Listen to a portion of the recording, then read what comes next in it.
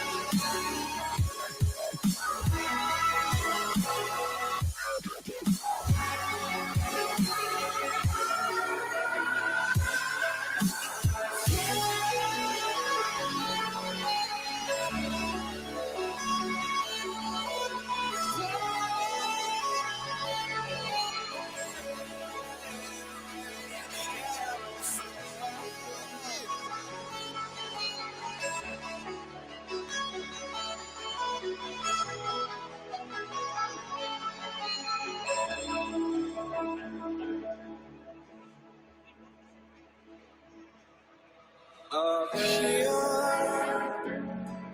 we're free, bound only by frozen memories. Lost inside, racing all these broken dreams tonight. And we'll fly.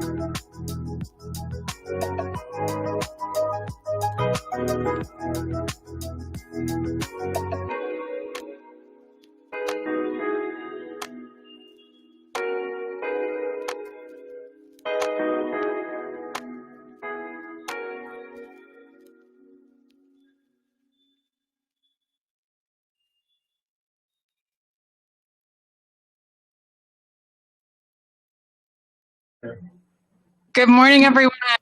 My name is Sarah Goforth, and I'd like to welcome our teams, advisors, and audiences to the inaugural Heartland Challenge. This is the first ever international student startup competition we've held here in Arkansas, and we hope you agree that whether the stage is in person or online, competitions like this one can help build both skills and the relationships that entrepreneurs need as they bring their ideas and innovations to market. 12 amazing semifinalist teams from across the U.S. and as far away as Bangkok competed yesterday for 4 final slots. And if yesterday was any indication of what we're about to see, I think you are all in for a treat today. Teams, you have a world-class panel of judges today, and I hope you'll make some lasting connections with them. To all of our judges across the 3 rounds of this competition, thank you so much for investing your time in these student entrepreneurs. And I'd like to extend a very special thanks to the Walton Family Foundation and Sam's Club for supporting entrepreneurs at a time when the world demands and deserves their fresh perspectives. All right. First up is Orion from Georgia State University. Orion, as you enter the room, you can pull up your slides. Do we have everyone yet? Yeah, into the room.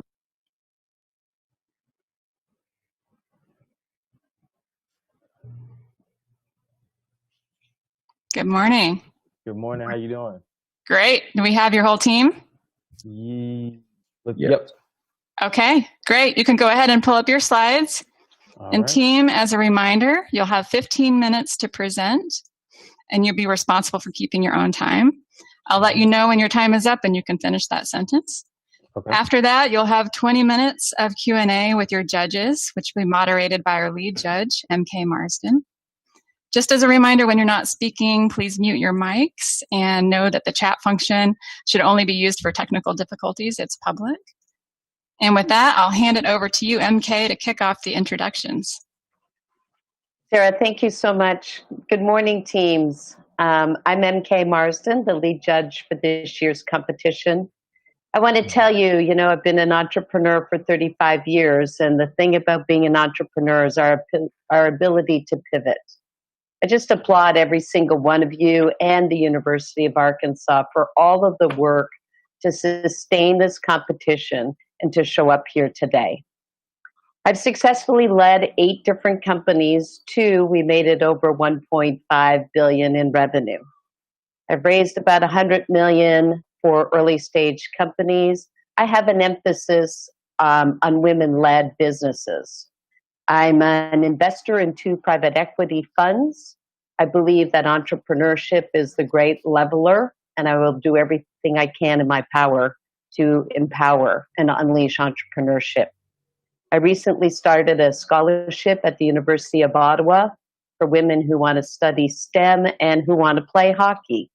Yes, I'm a Canadian coveting in Toronto with a home in New York and West Palm Beach. I'll be happy when the border opens. I wish you all the best today, teams. And now I'd like to call on Brian Henley. Thank you, MK. Hi, I'm Brian Henley. I run a firm in Austin, Texas called Recurring Capital Partners. We're a venture debt firm that provides financing to B2B software companies all over the country. My background is engineer from the University of Arkansas, MBA from Harvard. I have been an entrepreneur for many, many years. Started my first company when I was 30 years old, back in the internet crazy days. I have built companies every which way you can, from pure bootstrap to venture capital backed to M&A backed. My last company is a company called Upland Software that we built through a series of acquisitions and took that company public in 2014. Recurring Capital years ago, we worked with 17 companies, and super excited to be here. Been in your shoes before, and appreciate it. Yeah. Brian, thank you so much. Dan, can I ask you to introduce yourself? Hi, everyone. I'm Dan Keitel. I'm a partner with Arboretum Ventures. We're a healthcare-focused venture capital firm based in Ann Arbor, Michigan. We have been around for the past 17 years or so, investing exclusively in healthcare and life sciences technologies. Have about $700 million in capital under management, and really focused on finding companies and business models that can reduce cost in the healthcare system while promoting patient outcomes. For myself, I've been with Arboretum for the past 9 years. Prior to that, worked for Eli Lilly and Company, and I'm a business background, so both undergrad and MBA from the University of Michigan here in Ann Arbor. Happy to be here and looking forward to hearing the presentations. Awesome. Thanks so much, Dan. Chris? Yeah, nice to meet you all. Chris Ladd. I work for, I'm a managing director at New Road Capital Partners. We are a late stage venture, early stage growth equity firm based in Northwest Arkansas. We focus on anything logistics or supply chain tech, retail tech, early stage CPG brands, and then a little bit of healthcare tech, mainly focused on the convergence of retail and healthcare. Background from the Northeast originally, undergrad at Cornell in finance and economics, and then UT MBA. Spent time in private equity at TPG Capital and KSL Capital, which was a subsidiary of KKR. Spent time at Walmart as well in corp dev and corp strategy. So mainly have been on the buy side, so to speak, throughout my career, and now investing in earlier stage companies, which is exciting for me, working with entrepreneurs like yourselves. So happy to be here and nice to meet you. Thank you. Thanks so much, Chris. And Bobby, your turn. Hi, thanks for allowing me to judge these wonderful companies. My name is Bobby Sandage. I've spent most of my career in the pharmaceutical industry. Undergrad degree in pharmacy from the University of Arkansas, and then I got my doctorate at Purdue. The later part of my career was within 3 different startups. The last one I took public in Boston. And now the last 10 years, I've been on the venture investing side. We've invested through a general partner in a company called Cultivation Capital. We've invested in about 25 different startups I make personal investments in another 10 or so, and I'm also managing director of a family office that's investing in cancer-related programs. Happy to be here, and good luck to all the teams. Thank you. Thank you, judges. Okay, team, over to you. All right. And go ahead and start sharing my screen. I can see your screen now. The slides are up. This. So you're saying you see the slides? We see a front screen, publishing, earning. Oh, okay. With the company logo on it and the mic. Yeah. Okay, perfect. So you ready? We sure are, sir. Thank you. Right. Thank you. So I was very excited to be here. In the next decade, Orion will own 20% of the world's music, thanks to COVID-19, as well as Comcast.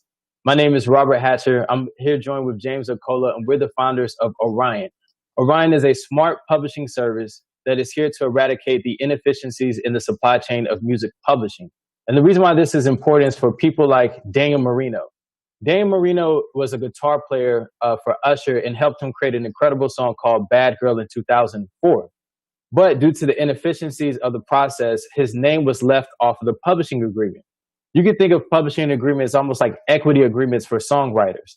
They outline the percentage of ownership in the song for those songwriters. And it wasn't until 2018 where he was awarded his publishing royalties of $44 million. See, this isn't just a problem for artists, but it's also a problem for record labels and management, and so to keep them from facing potential lawsuits. But to really understand this problem in depth, we have to understand how this supply chain works. Most of you are probably familiar to some degree of this part of it. You have music artists that come together to create a song.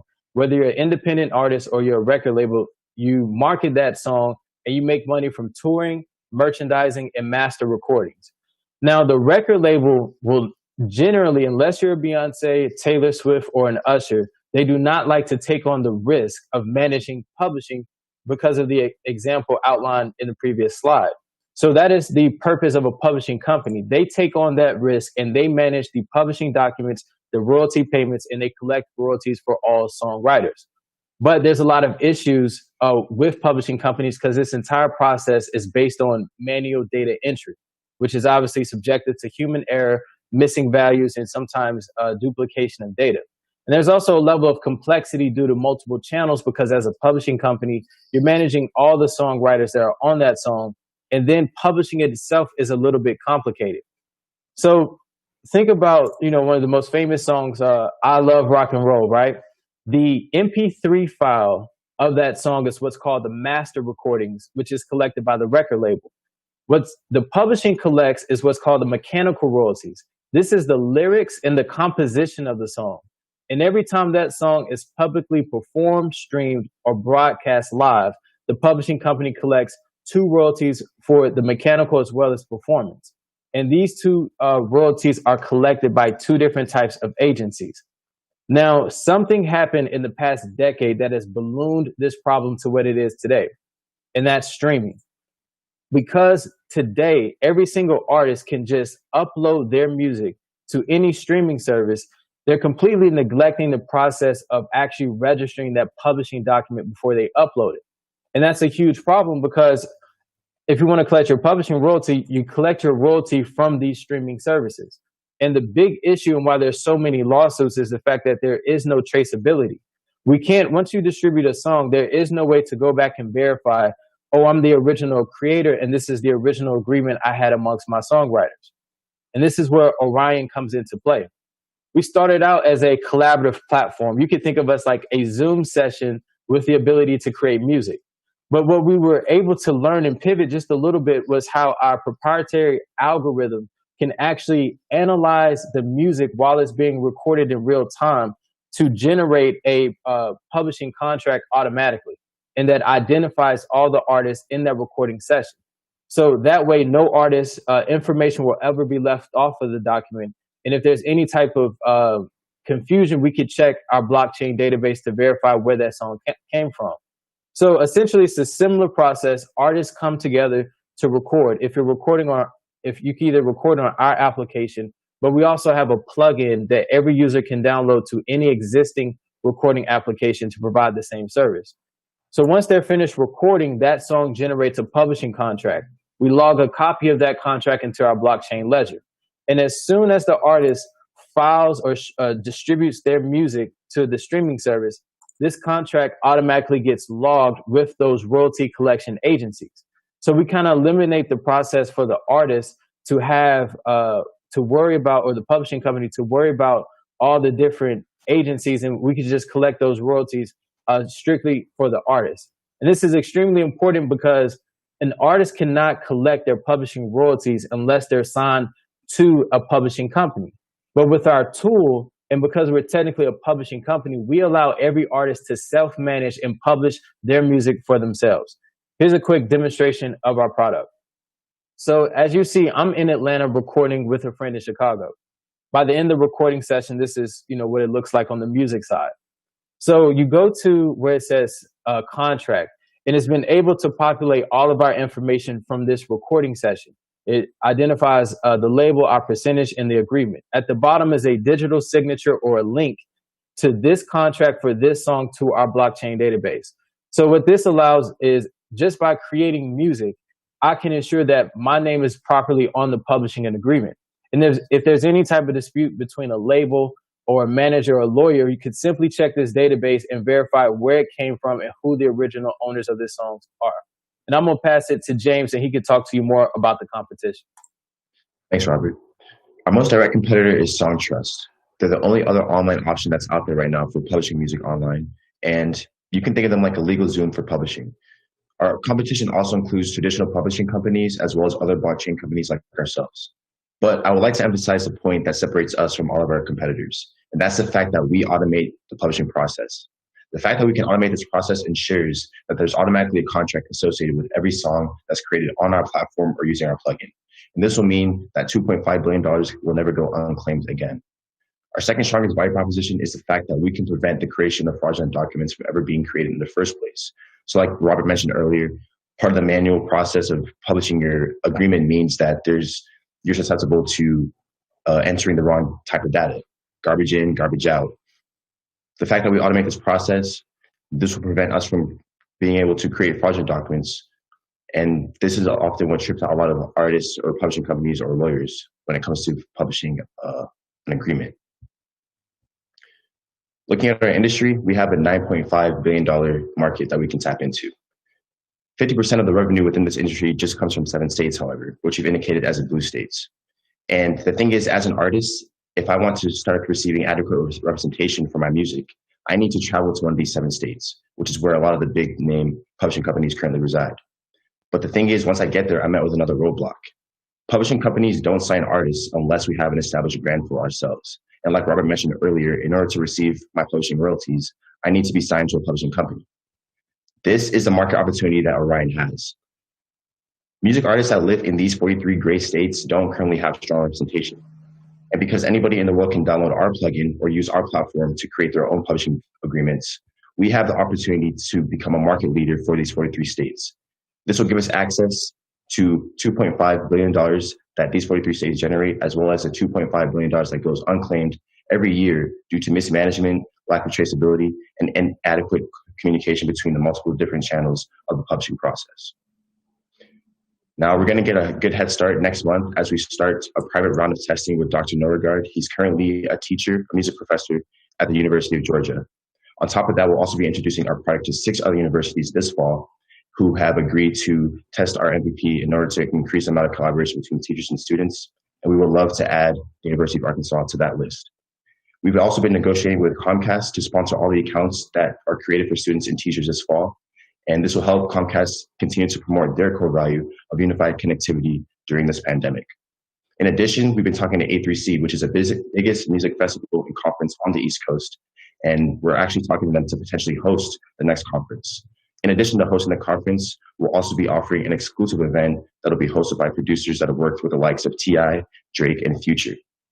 An event of this magnitude being hosted on our platform is expected to bring us $100,000 in revenue. And in Q1 of in Q1 of 2021, we're projected to run a paid pilot with Universal Music Group, which is the biggest record label in the entire world. Now, we've been able to develop key relationships with the likes of Comcast because of the traction that we've seen since 2018.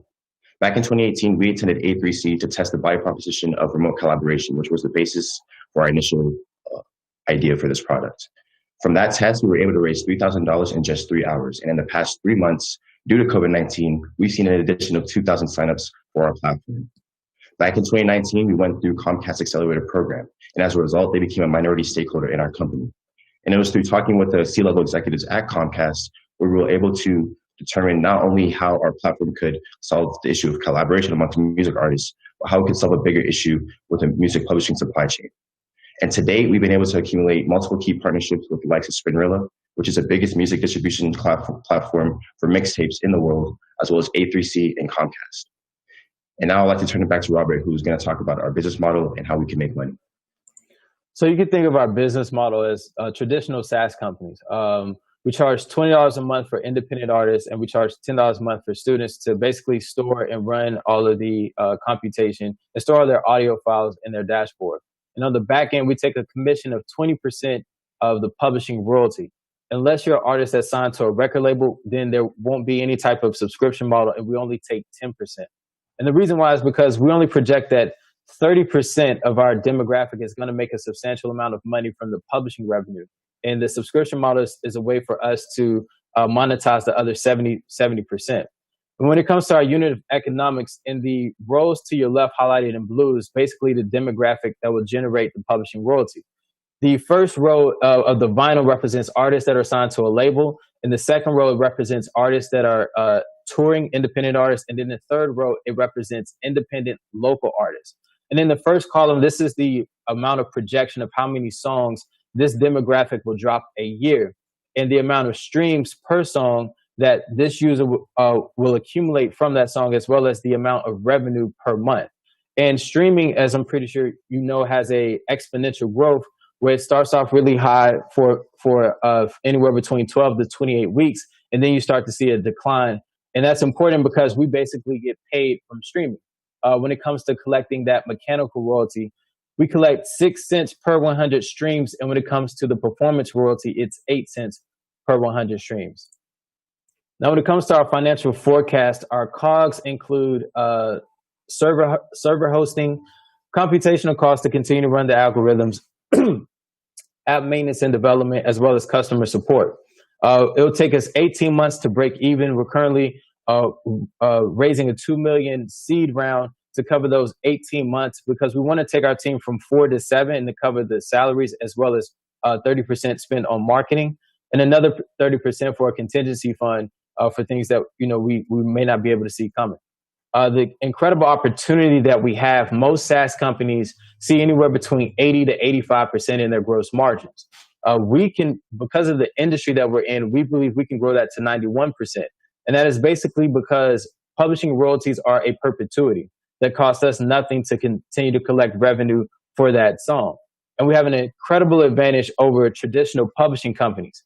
Traditional publishing companies are extremely capital intensive because in order for them to sign an artist to their firm, they usually give out an advance, or really it's a loan.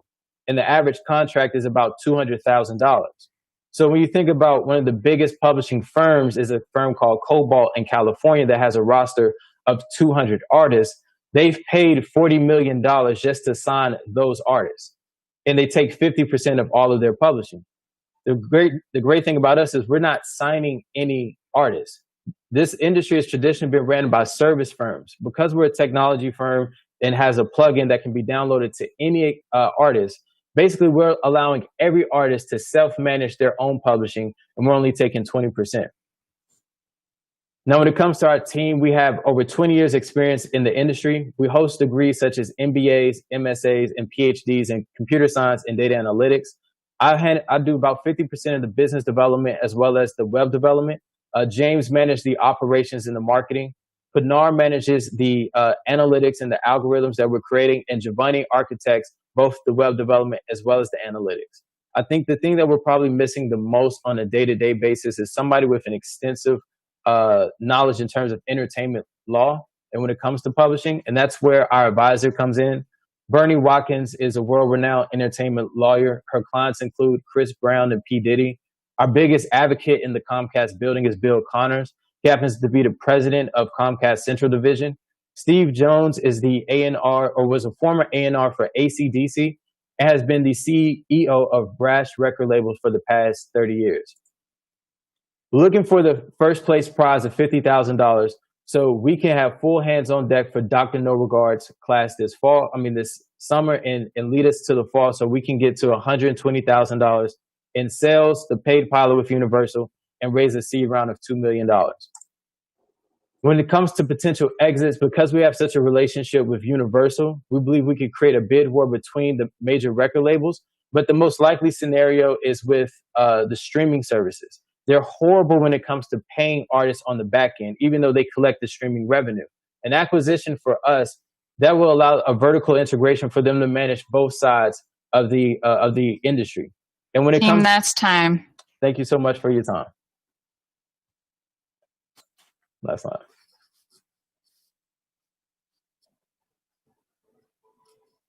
Thanks so much, team.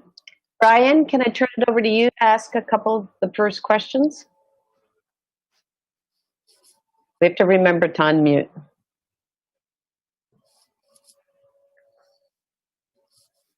Oh, there we go. Off mute. That was very helpful. So I wasn't clear on the subscription part of your business model. Are artists going to be locked in for $20 a month for the rest of their life for this, or is that just during the publishing phase? No, it's basically a 1 year commitment. It'd be $10 a month or $20 a month for a year, and then you would auto renew for the subscription. Well, I guess does it just become a royalty cost to them? You know, let's say you publish a song and then you get out of that business and you go do something else. Are you continuing to pay the monthly subscription? No. If you wanted to stop, then you wouldn't continue to pay the subscription, but the song would generally it would still collect royalties right. As long as it's being streamed, and we both would just get our share. Okay. I guess the other thing I'm trying to understand, it allows the artists to manage this piece of their business themselves, but I think historically they're not business people, they're creative artist people, and the reason there have been so many service providers in that industry is because they need that help. Is there a need or an opportunity for a service side of the business to offer that to the people that just, they can't get their head around the business side? No, you make a great point, and why we believe the technology to automate the process, because at its core, publishing is basically just administrative tasks. It's just basically creating a document and filing a document. But we could automate that, with our machine learning and with our process. So to your point, from the artist standpoint, they won't necessarily have to worry about managing that part of their business. It's automatically generated and automatically filed. The only thing that they would have to do is just simply come in and collect it. When you talk about providing more of a service, this would be the advantage that publishing companies have. Publishing companies, traditional publishing firms, what they also try to do is they go and pitch songs to either record labels or they pitch songs to television networks to get what's called a placement. And there's another royalty associated with that called a synchronization royalty, which is when you place any type of audio in a visual. So when there's music playing in the background of your favorite television show, it collects a royalty as well. We won't be able to provide that service at the beginning, but working with Comcast, who's also owns NBC, that's something that we're definitely looking for in the future. Okay. I'll turn it over to the others. Thank you. Thank you, Brian. Thank you, gentlemen. Dan, your questions, please. Yeah, great presentation. And could you help clarify the back-end royalty that you're going to be receiving? And is that a replacement? I guess it's that coming out of the artist pocket?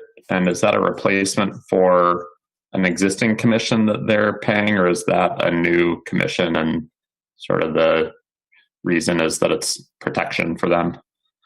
It's yes, it's coming from the artist cut of it.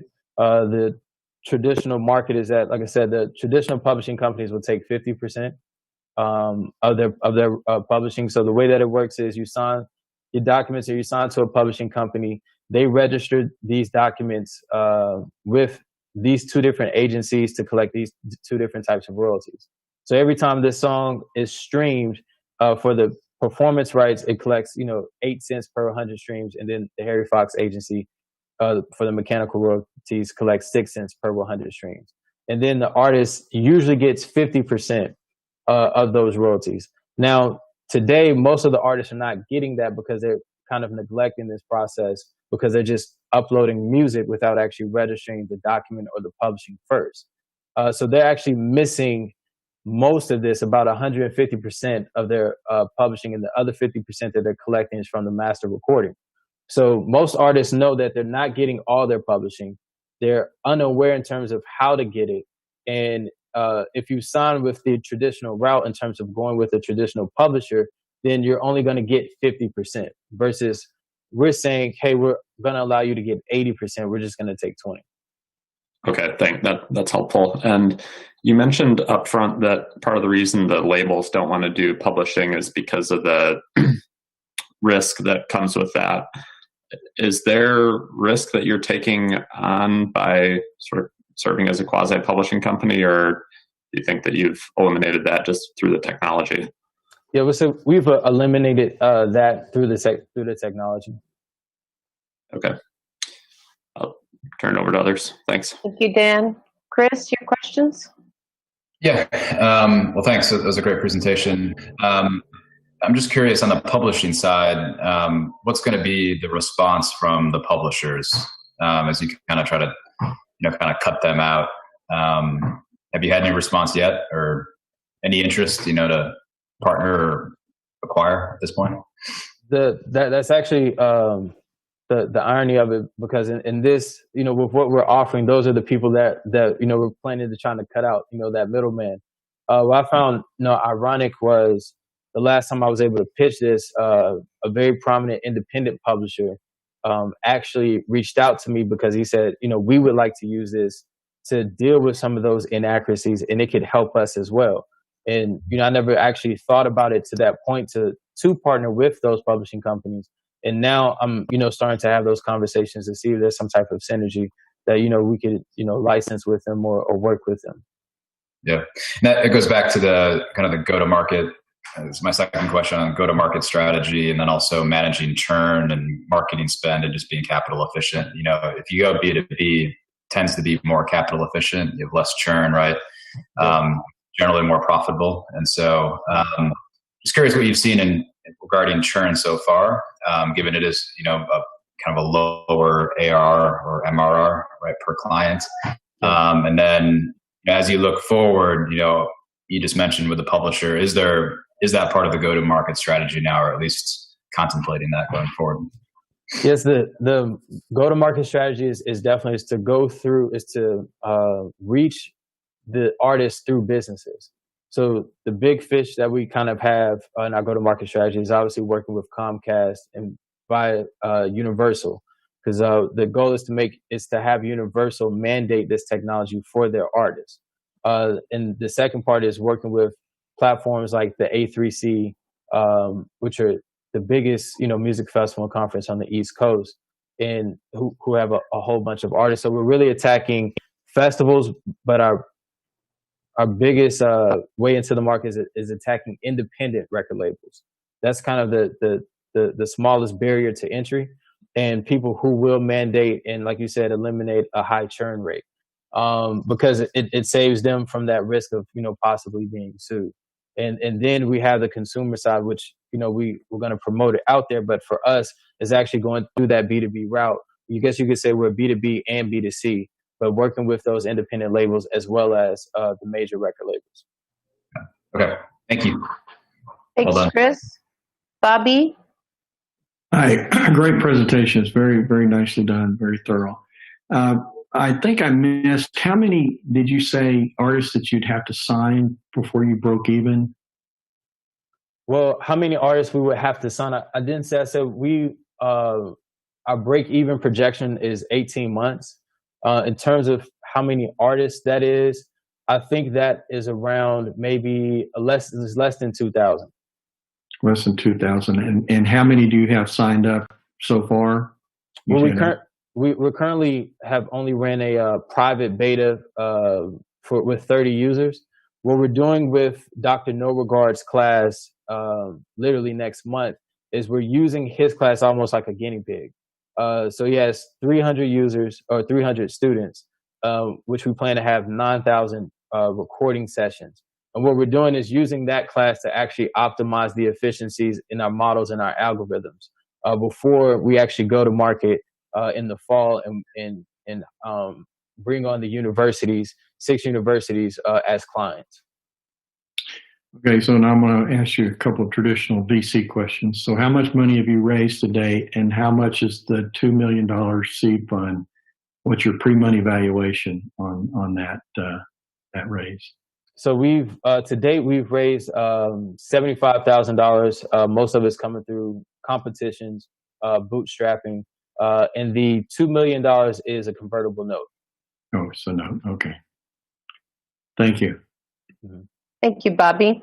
Okay, gentlemen, I didn't mention I'm a computer scientist and a contributor to blockchain, so I have some kind of back end how this is going to work questions. Please. What are we going to do about prior art? All of the millions of songs that have been recorded that have been managed in the traditional system. If we're claiming that immutably on the chain is proof, how do we prevent the conflict with everything that's out there in the universe right now?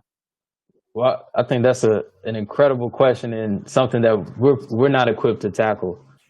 In terms of prior art, introducing this technology is really to secure the rights for future art, and okay. that's the value proposition that we're bringing.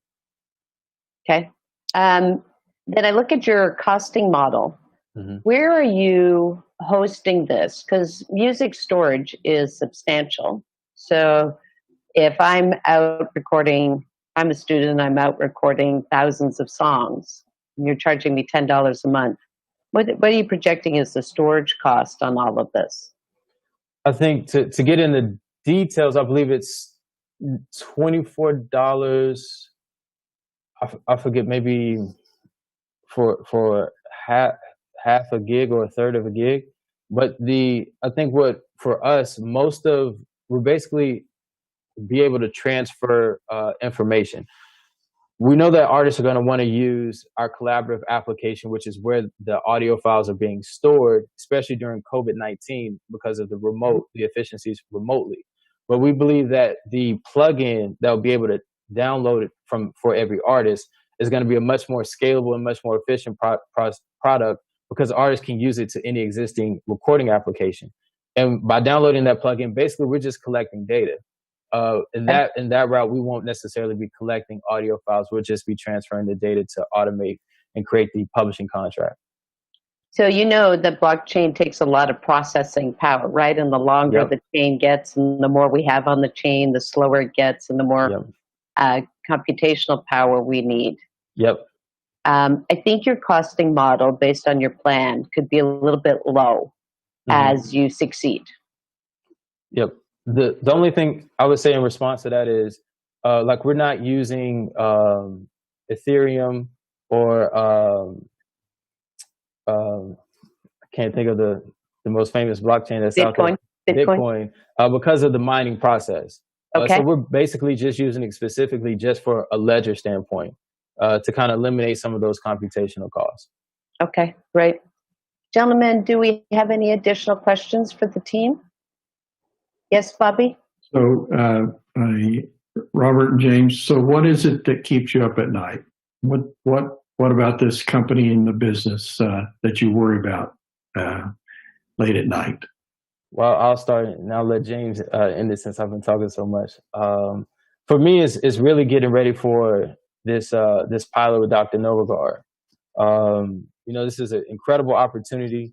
Like James was saying earlier, Comcast has been incredible in terms of their support. They were the ones to reach out to us and ask us how can we provide, support. And that's where we thought it would be incredible to actually, continue to promote their brand of unified connectivity during this pandemic, and as well as sponsor the accounts for all the different universities that we want to bring on as customers in the fall. So that's, and it all starts next month with actually working with Dr. Norregard, getting the feedback from his students, iterating the process and making sure that the algorithms are working effectively. So we look at, next month is kind of like a huge stepping stone for us into the future. Yeah, I would definitely agree with that. It's very exciting seeing as we have such a big player that's rooting for us. So that definitely keeps me up at night in terms of just thinking about what the future holds, but also the fact that we could be able to provide a platform for artists that are struggling with something that they should not be struggling with. Something as simple as being able to get what they deserve in return for putting music out there. Whether that's putting music on their SoundCloud just as a way to express themselves and being able to automatically generate revenue because people listen to their expression and they like it. And that's not something that goes on now. Even a lot of my friends, a lot of my peers use music as a form of expression, and they'll post on their SoundCloud, and they're not really even looking to earn money from it. But there are a lot of people that are looking to earn money from it, looking to use music as a way to bump themselves out of the current situation that they're in. So something like this, where it's just a matter of adding a plugin to wherever you're recording music, could really change the game when it comes to not just how people express themselves through music, but also how music can continue to change people's lives. And I think that's the most exciting thing for me about being able to introduce an innovation like this to the publishing industry. One other follow-up question. Can you do this with a young artist that's just trying to get out there with a YouTube? If they do YouTube and don't go through one of the other streaming, and then how do you handle copyright? Are you involved in the copywriting process, or is that up to the artist? No, so the actual so to your first question, this is actually perfect for that young artist who don't know anything about, music publishing or anything about the music business, because it'll automatically generate that publishing agreement for you. When it comes to copyright is when it comes for the master recordings, as soon as you create that record, you actually own the copyright or the master recordings for that. And when it comes to the copyright of the mechanical royalty, that is actually what the publishing agreement is. It is that copyright and that piece of ownership that you file with those royalty collections agencies and say, hey, these are the rights owner for this particular song. Judges, does anybody else have any follow-on questions? You just talk about workflow from the artist perspective that you mentioned. It's just a plugin that can integrate, but presumably there's still some manual data entry and other additional work that's going to be required. And is that prone to the same potential error that exists in the world today? No, the workflow would basically be we get together to record a song. So say on our online application, we're all in this recording session. Immediately they'll pop up would be, what type of agreement is this? Is this an agreement for an independent contractor, or is this, an agreement where it's a collaboration amongst multiple songwriters? Simply just click that button, and then you would type in the information in terms of what's the percentage, 50-50, 80-20, et cetera, et cetera. And from that, we would just start recording. And from that recording was basically, I know we have a few tech enthusiasts in here, similar to like a GitHub, or for people who are familiar with version control.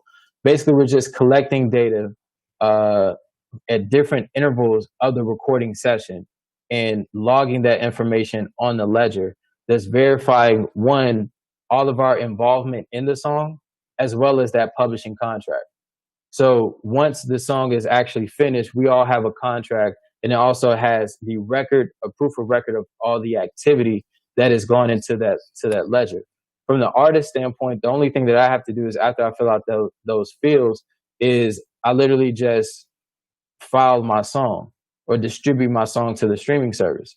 There's not another step after I create that song, because once I create the song, the contract has been generated, and when I distribute the song, the contract has been filed. So unlike the current process where if I'm going to a traditional publishing company, I would have to send them the information to the publishing company. The publishing company would have to talk to all of you guys to verify, your record labels or your manager to verify, what percentage we agreed upon, et cetera, et cetera. We kind of eliminate that entire process or that workflow. Thanks. Okay, we have time for one last question. Gentlemen, if you don't have one, I do. Okay, so have you talked to Apple at all about what you're doing here? No, ma'am. Okay. Team, it was a great presentation. Thanks so much for your time. Sarah, I'll turn it back to you. Thanks, Thank you. everyone. All right, to our live audiences, our next presentation will begin maybe 1 or 2 minutes late, 8:52. Great job, team. Thank you. Good luck. Thank you.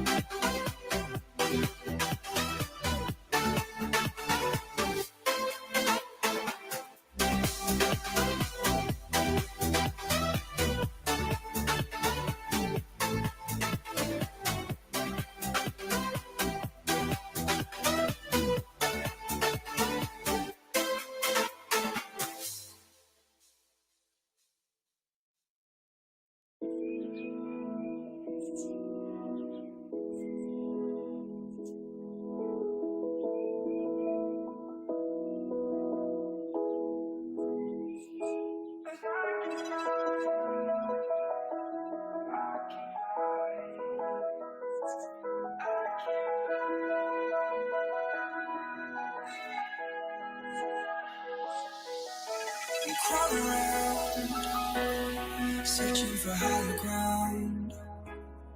Can't see in front of me, my enemies. I've tried every possibility, ability to know if I can bleed. If that's what you wanted, you won't get it tonight.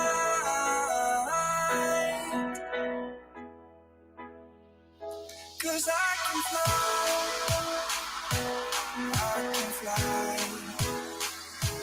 I can fly,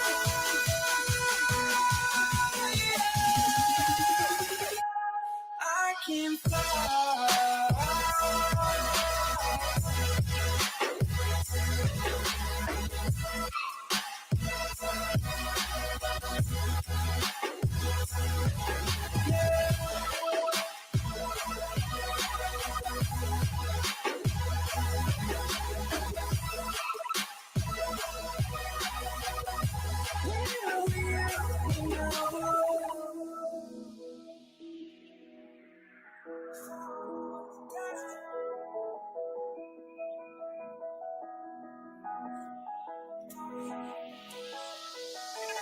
Crawl around, searching for higher ground.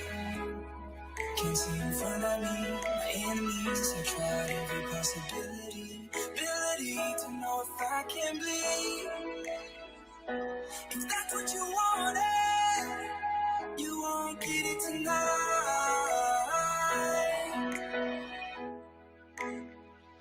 'Cause I can fly, I can fly. I can fly,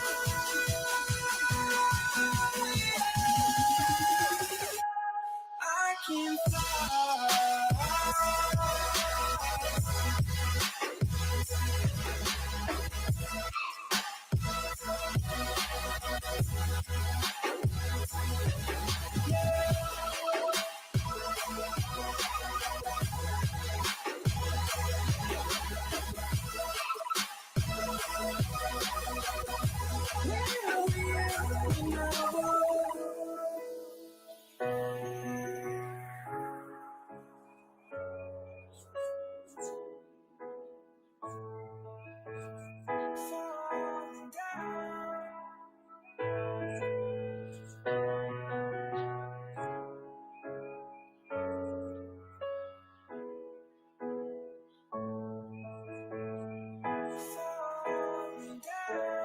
University of Maryland.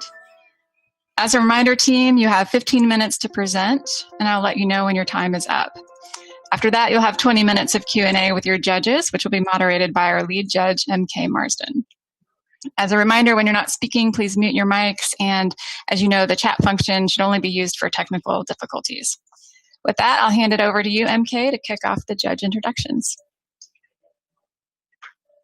Fantastic. Thanks so much, Sarah. Yeah, that's a good idea. We're all going to take a deep breath, so thanks for that. I'm MK Marsden. I'm the lead judge.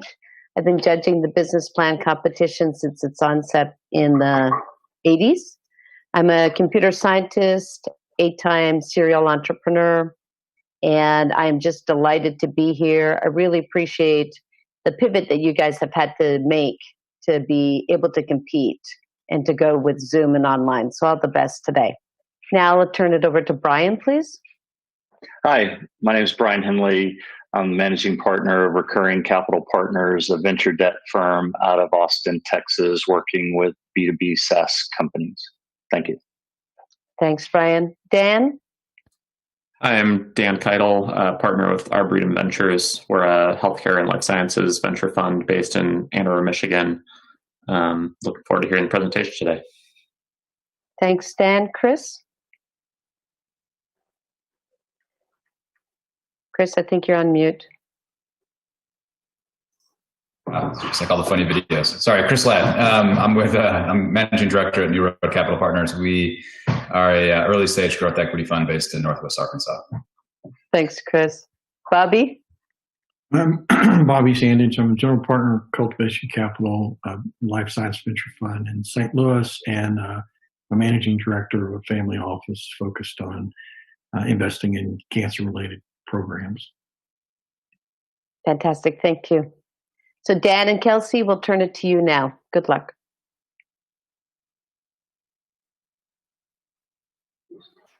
All righty. Thank you so much, guys. And I really appreciate your time.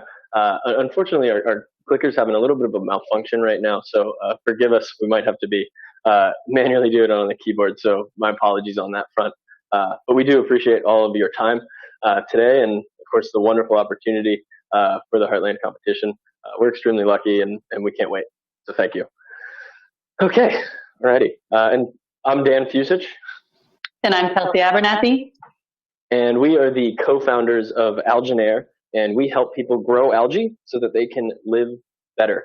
And I want to start out by having everybody just take a deep breath, right? I mean, oh, geez. Yeah, just take a deep breath. I mean, really do it. So let's take a quick inventory of what we just put into our bodies and where did it come from, right? First, there's oxygen, which is great. And the only reason that oxygen is in the atmosphere is because of algae. The very same algae that we use in our device, put it there, put it in the atmosphere 2.5 billion years ago.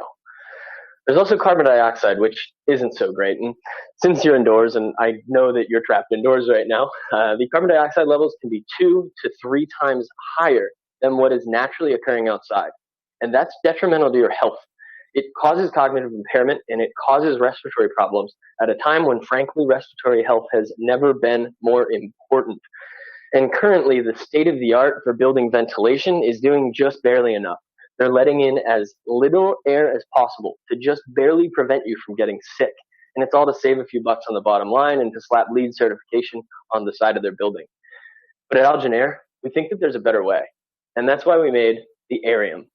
And it's the world's first natural air purifier that uses algae to clean the air we breathe. And it works with elegant simplicity. We take carbon dioxide, rich air from inside of this room, and we pump it into the Arium. And once inside, it meets millions and millions of algae cells. And those algae cells, they only have 2 jobs. They suck up carbon dioxide, and they actually release oxygen. And they do so as effectively as 25 houseplants. So we can ship you an Arium directly to your doorstep for $175. The alternative to that is that you have to go outside into the big scary world. You have to pull out your wallet. You have to spend upwards of $300 at Home Depot, and that's just on plants, right? With that, congratulations, you just bought yourself a job, right? You have to water those plants. You have to care for those plants. You have to feed those plants, and half of them are just going to die for like no reason. So for a fraction of the cost, the time, and the space, you can do the same thing, the same work with the Arium. And that's really possible because of 3 key advantages. Number 1, the algae that we use. Number 2, the patent pending technology that we've developed, and the proprietary or trade secret media formulation that we use to maximize carbon dioxide sequestration. So first is the algae, and really we can only thank Mother Nature for this. We can't even take credit. The spirulina that we use, the algae, is orders of magnitude more efficient at carbon dioxide sequestration than prayer plants, snake plants, all of the top terrestrial plants that you would buy at the store. And the reason for that is biologically simple. The algae that we use doesn't require any stems to fight gravity. They don't need roots to gather water. They are just individual cells, powerhouses, that are only responsible for sucking up carbon dioxide and releasing oxygen. Around these biological facts, we've designed our patent pending technology, however. So what we use and what we've created is a airlift system that uses laminar flow to make sure that each individual algae cell gets everything that it needs through perpetual motion. And without boring you with any of the technical details, we've used a series of pumps and lights and one-way valves, sure. But what that all comes together is a premium user experience so that our customers can interact with our device beautifully without knowing anything about algae. And that's also possible because of our proprietary or trade secret media formulation that we've designed. It makes it extremely easy to grow the algae in the aquarium, and we've designed it to maximize carbon dioxide sequestration, to make sure that carbon dioxide goes into bicarbonate, and then the algae actively suck up that bicarbonate. So we force that biogeochemical process with our proprietary media formulation. So those are the three components that really make the aquarium magical. And direct sales of the aquarium is the first column that supports our business model. Now, it retails on our website right now, our platform, for $175. Now, to make sure that you're growing your algae as efficiently as possible, we do provide a subscription service. And that includes fresh algae. You can even change the color if you'd like to match your living room, proprietary food for the algae, and replacement filters. Now, that shows up to your doorstep once every 2 months for $25. And once it arrives, extremely easy to recycle the algae. One-hand operation, we can take off the vase portion, and with that, you've made valuable algae biomass. People always say, why are you guys against plants? Why are you always against plants? We're not. We've designed it so you can actually take that valuable algae biomass that you've made, and you can use it as an all-natural organic fertilizer for your plants. So in this way, we work symbiotically with already plant owners, and that's beautiful. So you can recycle your algae, pop it in the dishwasher, and after that, in 5 minutes, put in your new nutrients, give it the algae, and you can sit back and enjoy fresh, clean air for another 2 months. Now, future iterations of the aquarium will include IoT capabilities and integrated sensors so that our customers can actually get a push notification on their phone, exactly the date and the time when they can change their algae. And for algae nerds like me, they can get information on how much carbon dioxide they've sequestered and how much carbon dioxide they've sequestered and exactly how many algae cells are actually living in your aquarium at any given point in time. And I'm very excited for that. And it's a feature we're looking forward to roll out to our customers across the United States because quite literally, we have shipped aquarium units from coast to coast. But that's just the beginning. They are cleaning people's air as we speak. But that's just the start. As a molecular biologist, I've seen how algae can fundamentally transform this planet. And at Algenera, we're excited for it to improve our future. Because sure, we can use an aquarium to clean the air in just one room, sure. But humans will integrate algae into their everyday lives. So we can make an aquarium clean entire floors and even make living, breathing buildings. The aquarium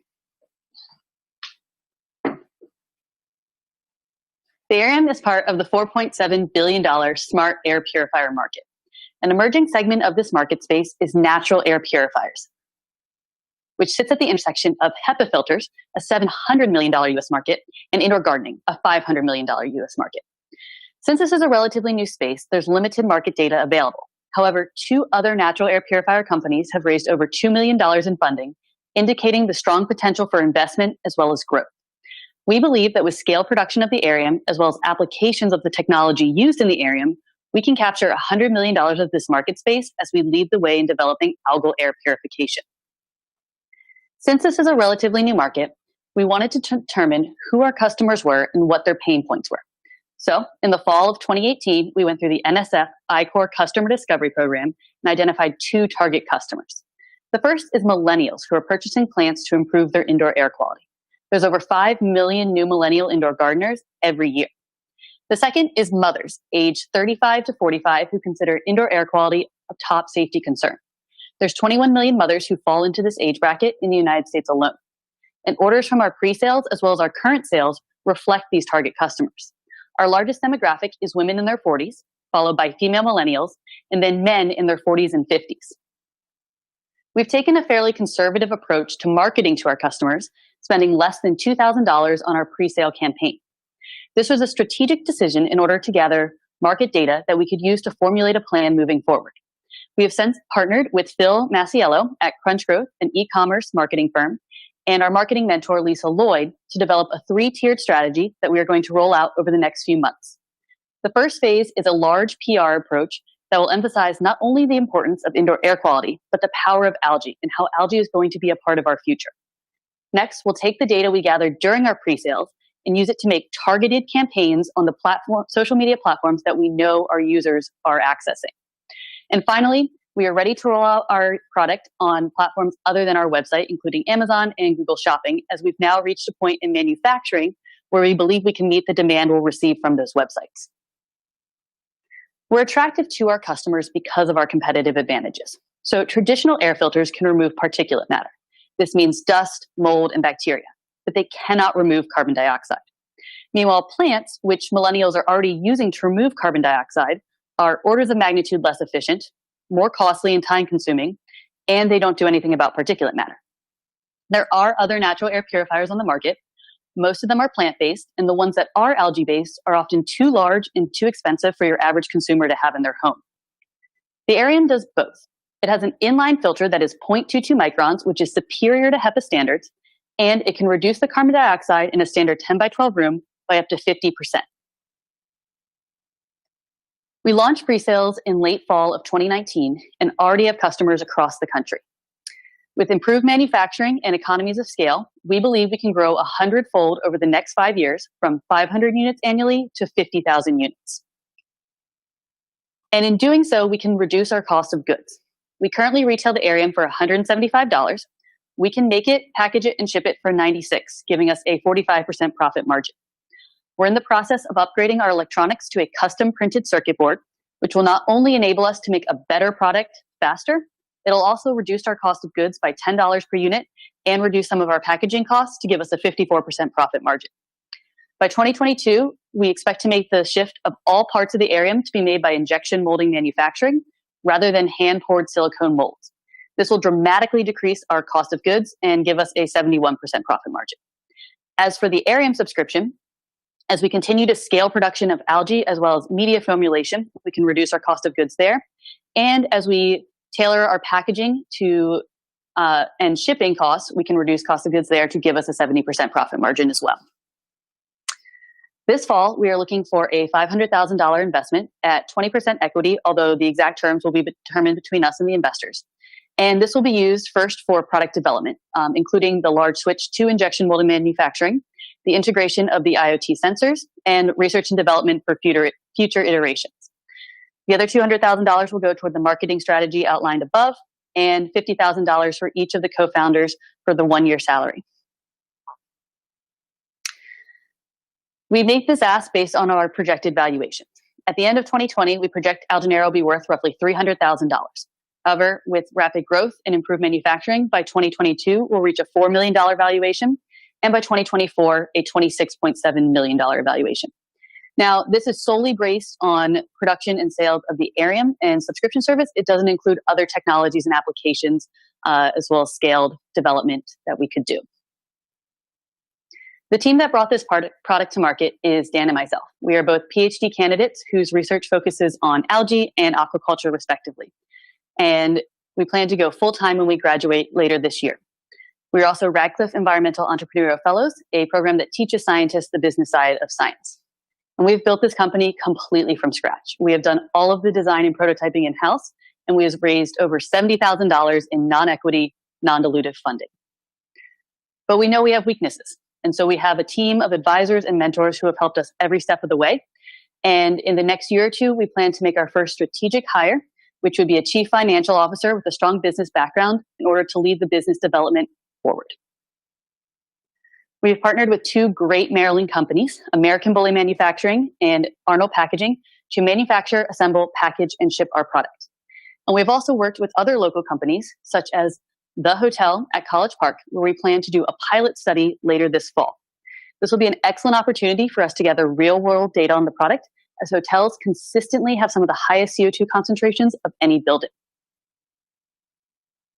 Algae is going to change the future. It's going to be integrated into our everyday lives through architectures as well as fixtures in our home and office. The Arium is just the first step towards that future so that we can help people grow algae so they can live better. Thank you. Fantastic, team. Thank you. Brian, will you lead off our questions? Absolutely. Thank you, guys. That's fascinating. I guess kind of a two-part question related is, I guess, how do you explain to people the dangers of carbon dioxide in their home or office? How do you educate the world? I mean, I guess logically I understand that, but I don't worry about it a lot. I assume some people do. And then related to that, is there any way to measure that? So after, I do a before and after. So I've used your product, and is there any way to validate that I should keep this subscription going because it's really working? Yes. So to answer the first part, the dangers of carbon dioxide. Tons of research has been done on the harmful effects of CO2, how it has caused cognitive impairment, respiratory problems. If you've ever heard of sick building syndrome, CO2 is one of the biggest contributions to that.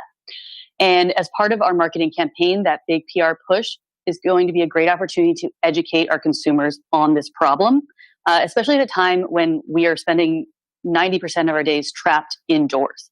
And sometimes the option isn't available to open a window depending on the time of year, or even if your location. If you're in a city, the outdoor air conditions could be worse than the indoor air conditions.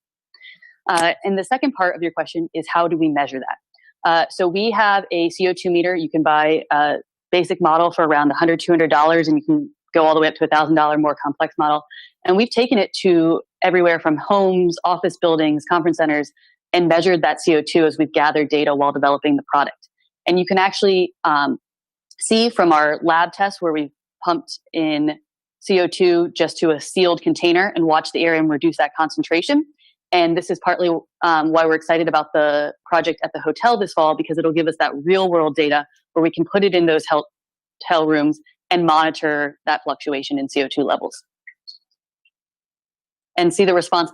And for the consumer on the most basic level, as the algae grows, it sucks up carbon dioxide, and it's going to go from that light green that you'll see in our logo to that dark green. And it'll actually get so dark you can't even see the bubbles. So it's very simple colorimetric change that our consumers will be able to tell their unit is working. Oh, that's great. How many would a typical household need?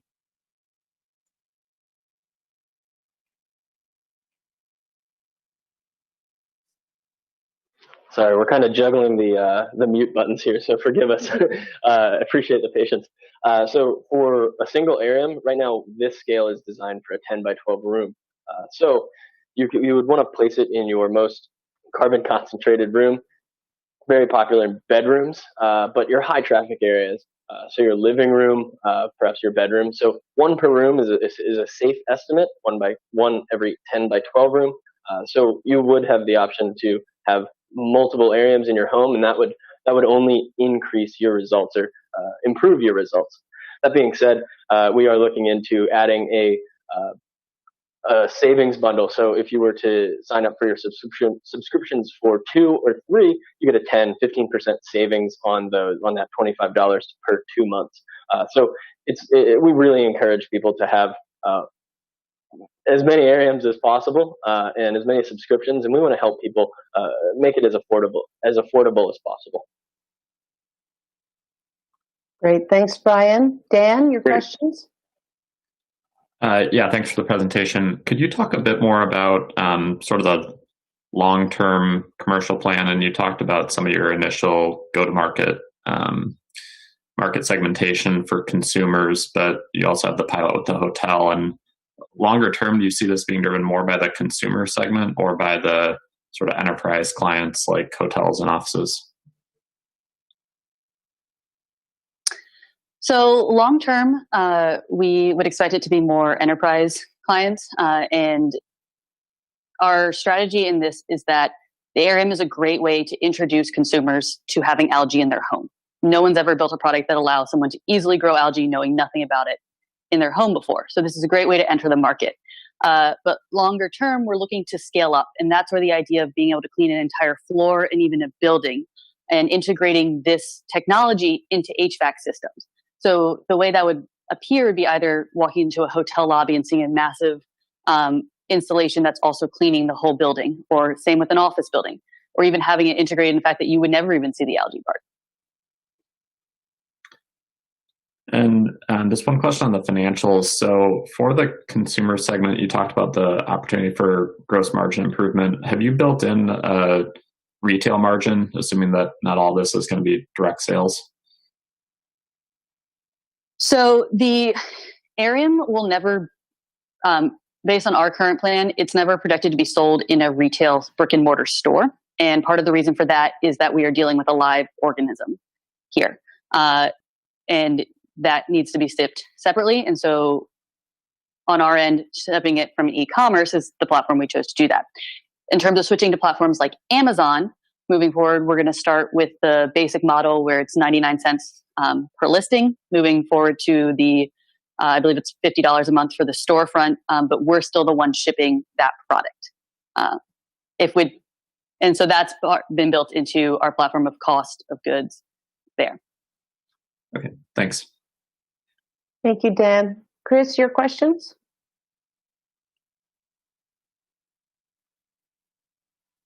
Chris, you're on mute. Sorry. Thank you. Interesting product and solution. Just curious, do you ever plan to do clinical trials or anything like that to substantiate, the benefits of this? And also just curious the, customer feedback that you've received so far.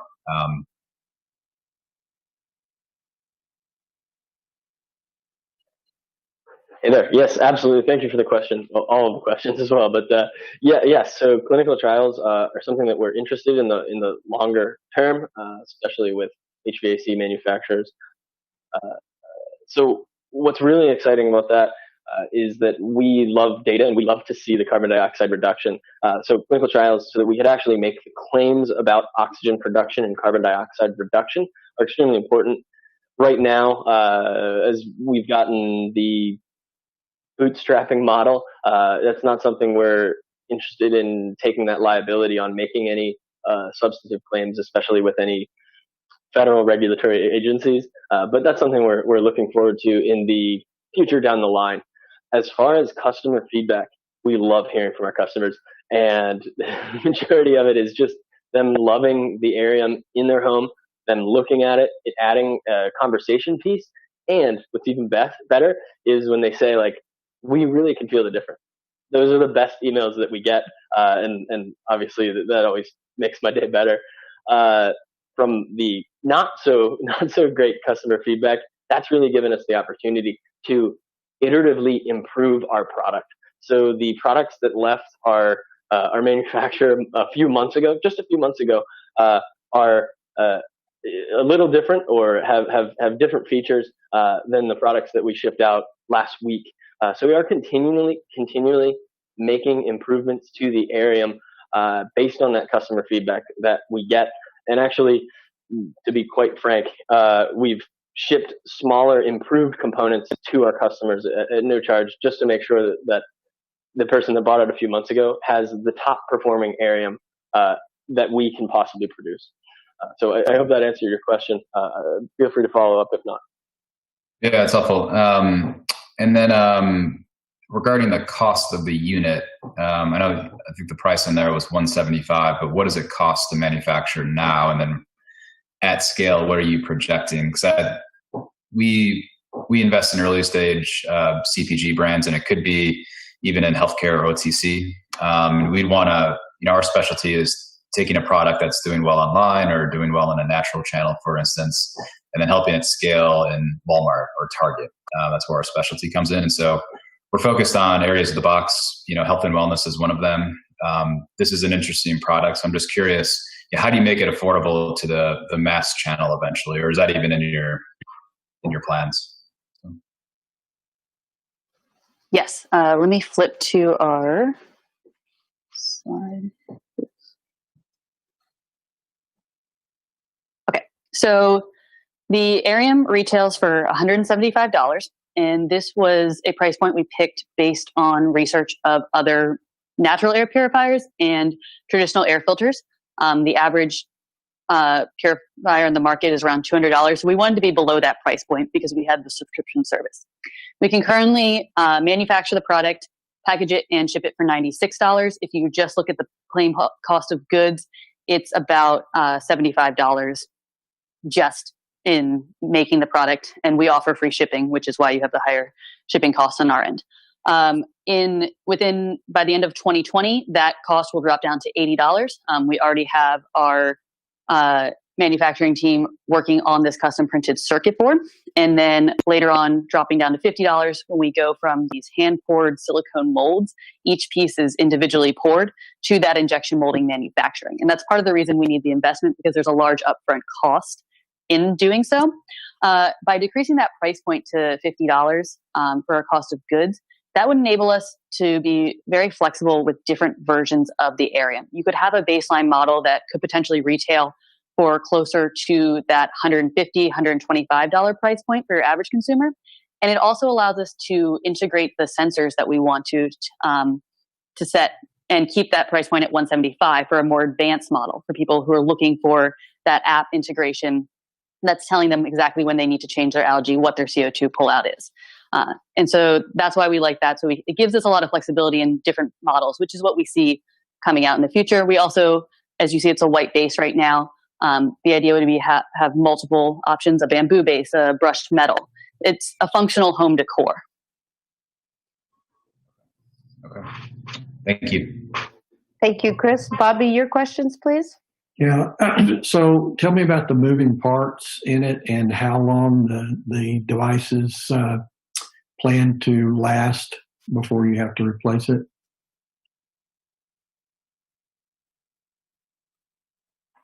Okay. All right. So hopefully we can hear me. So as far as moving parts, there are relatively none to zero moving parts. Our pump actually it's a special very low voltage pump, and it actually only has a vibrating disc, so it doesn't actually have any moving components internally. The pump life, we have not. There we go. We've been running pumps for, at this point, years, and we haven't had a pump failure, even flooding them with water. So we have stress tested these things pretty rigorously, flooding them with water, making sure, even putting the current circuit board underwater. So we've got that very well isolated and protected from any type of spill, leak, anything that you might have when you're putting 1.7 liters of water above all of this internal components. So lifetime product, we offer a 60-day warranty. That is just a 60-day guarantee, of course. It's relatively expected when you're buying a consumer device of this type. As far as an Arium average lifespan, it's been now over 2 years, and we haven't had a Arium fail due to normal component wear and tear. So best estimate with the data that I have, I would give each Arium unit a lifespan of 3 years, which works nicely, especially when you consider the customer relationship and customer lifetime, the customer experience over that 3 years with the subscription service. That looks quite nice. So having a quality product that works well and they can continue to enjoy the Arium is extremely important for us. So about 3 years. So thank you. So you have them replace the algae in 2 months. Why? What does algae die? Is it consumed? Can I go 3 months and still get performance? Yeah, that's a great question, and that's really a question of what is the growth cycle of that algae. So from a basic biological growth curve, it is. So the algae starts out at a very low density and then exponentially grows. So it's exponential growth. At a certain point, you run out of the nutrients. So you hit a peak where you have no more nutrients and they essentially run out of food. So that would be the lag phase. So at this point, the algae cells are still alive and they're still working, but they're not doubling or multiplying. So they can still sequester carbon dioxide, but at that stage, that would be reaching about that 1 month time frame. And then you can expect wanting to change it at that 2 month time, because it'll become so thick that you're actually not improving the capabilities of the Arium anymore. And we've also stress tested it to take an Arium and just grow it for 3 months. And trust me, we've done it beyond.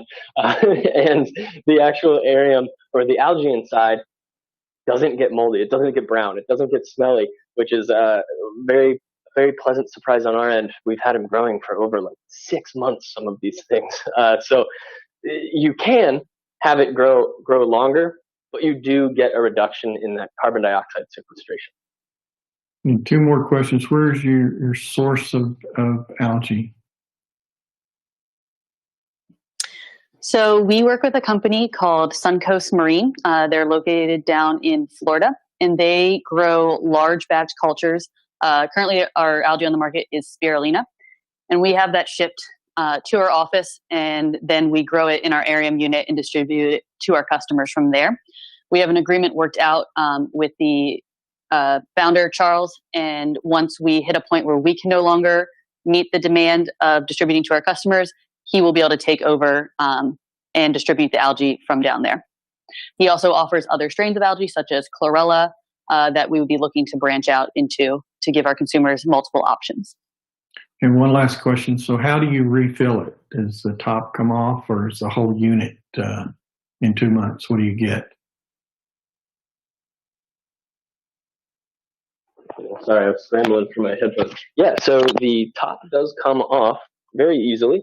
So the top comes off. This is a silicone component, and this is completely dishwasher safe. You can pop it in your dishwasher as well with this glass. It's very durable. We've actually never broken a piece of glass yet, so happy about that. Dishwasher safe. The components that need to be cleaned are dishwasher safe. This is one of the replacement filters. And that goes right on top here. It sits in nicely, and with just, one hand, you can replace that top. With just one hand, you can take out the unit, do whatever you want to do with the algal biomass, recycle it, compost it, put it in your plants, whatever you'd like. So all dishwasher safe and durable. Thank you. So team, algae is a living organism. So what are the shipping conditions for the product? I'm currently COVIDing in Toronto. So we go extreme cold, we go extreme heat virtually overnight. What's the shipping conditions, and can you leave it at people's doors? How does this have to be managed to the consumer? Absolutely. Shipping.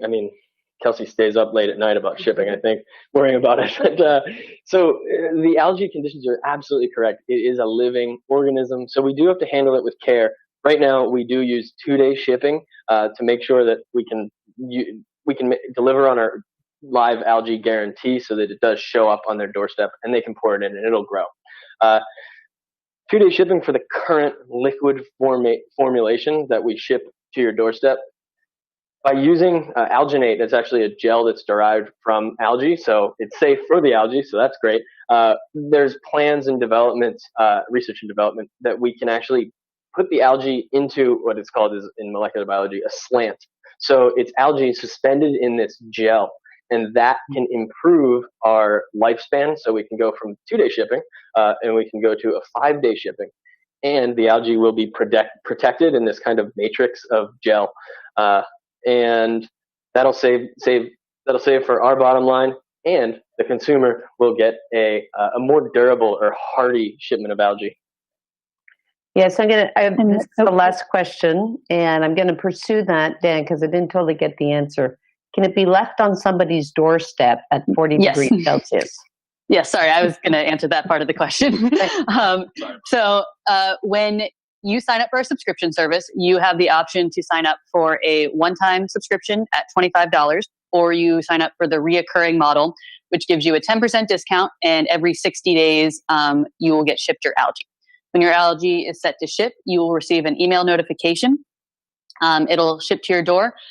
We offer a live algae guarantee for 48 hours, and that ensures that from the time it leaves our office space to the time it arrives on your doorstep. If anything were to happen to it, that is our responsibility. And if it's damaged during that process, we will replace it free of charge.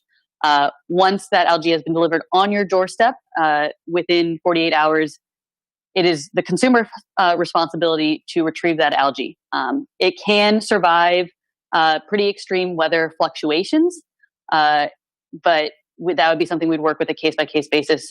If we were to ship to somewhere that has extreme weather and the algae didn't arrive appropriately, we'd work with our customer to make sure that we get them that algae. Fantastic. Team, thank you very much for your presentation. Sarah, back to you. Thank you. Thank you all. Great job. Okay. Next team will be ready to present at 9:40.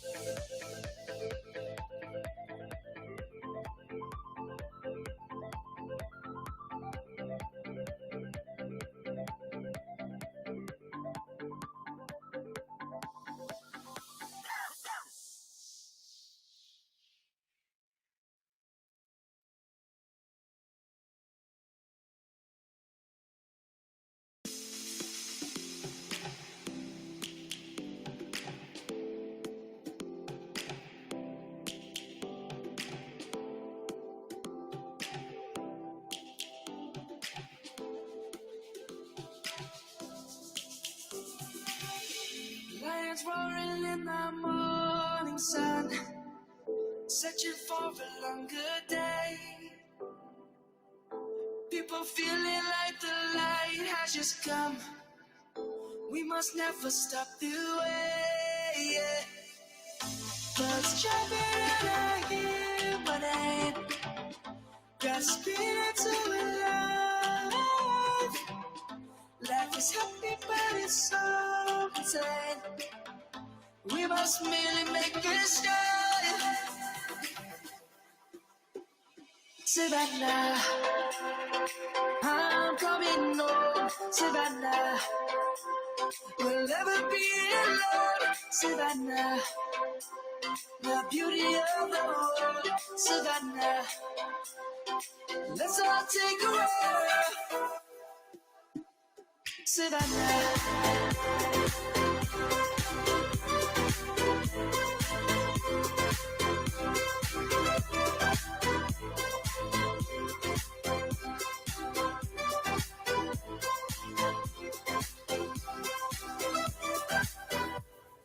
The lion's gonna come. The birds have just begun. We will always take a stand for the people, for the land. Let's go back to when we were young. For the animals we stand. Let's go back to when trees were swung. Kids across the land. Savannah, I'm coming home. Savannah, we'll never be alone. Savannah, the beauty of the world. Savannah, let's all take a walk. Savannah, I'm coming home. Savannah, we'll never be alone. Savannah, the beauty of the world, Savannah. Let's all take a whirl.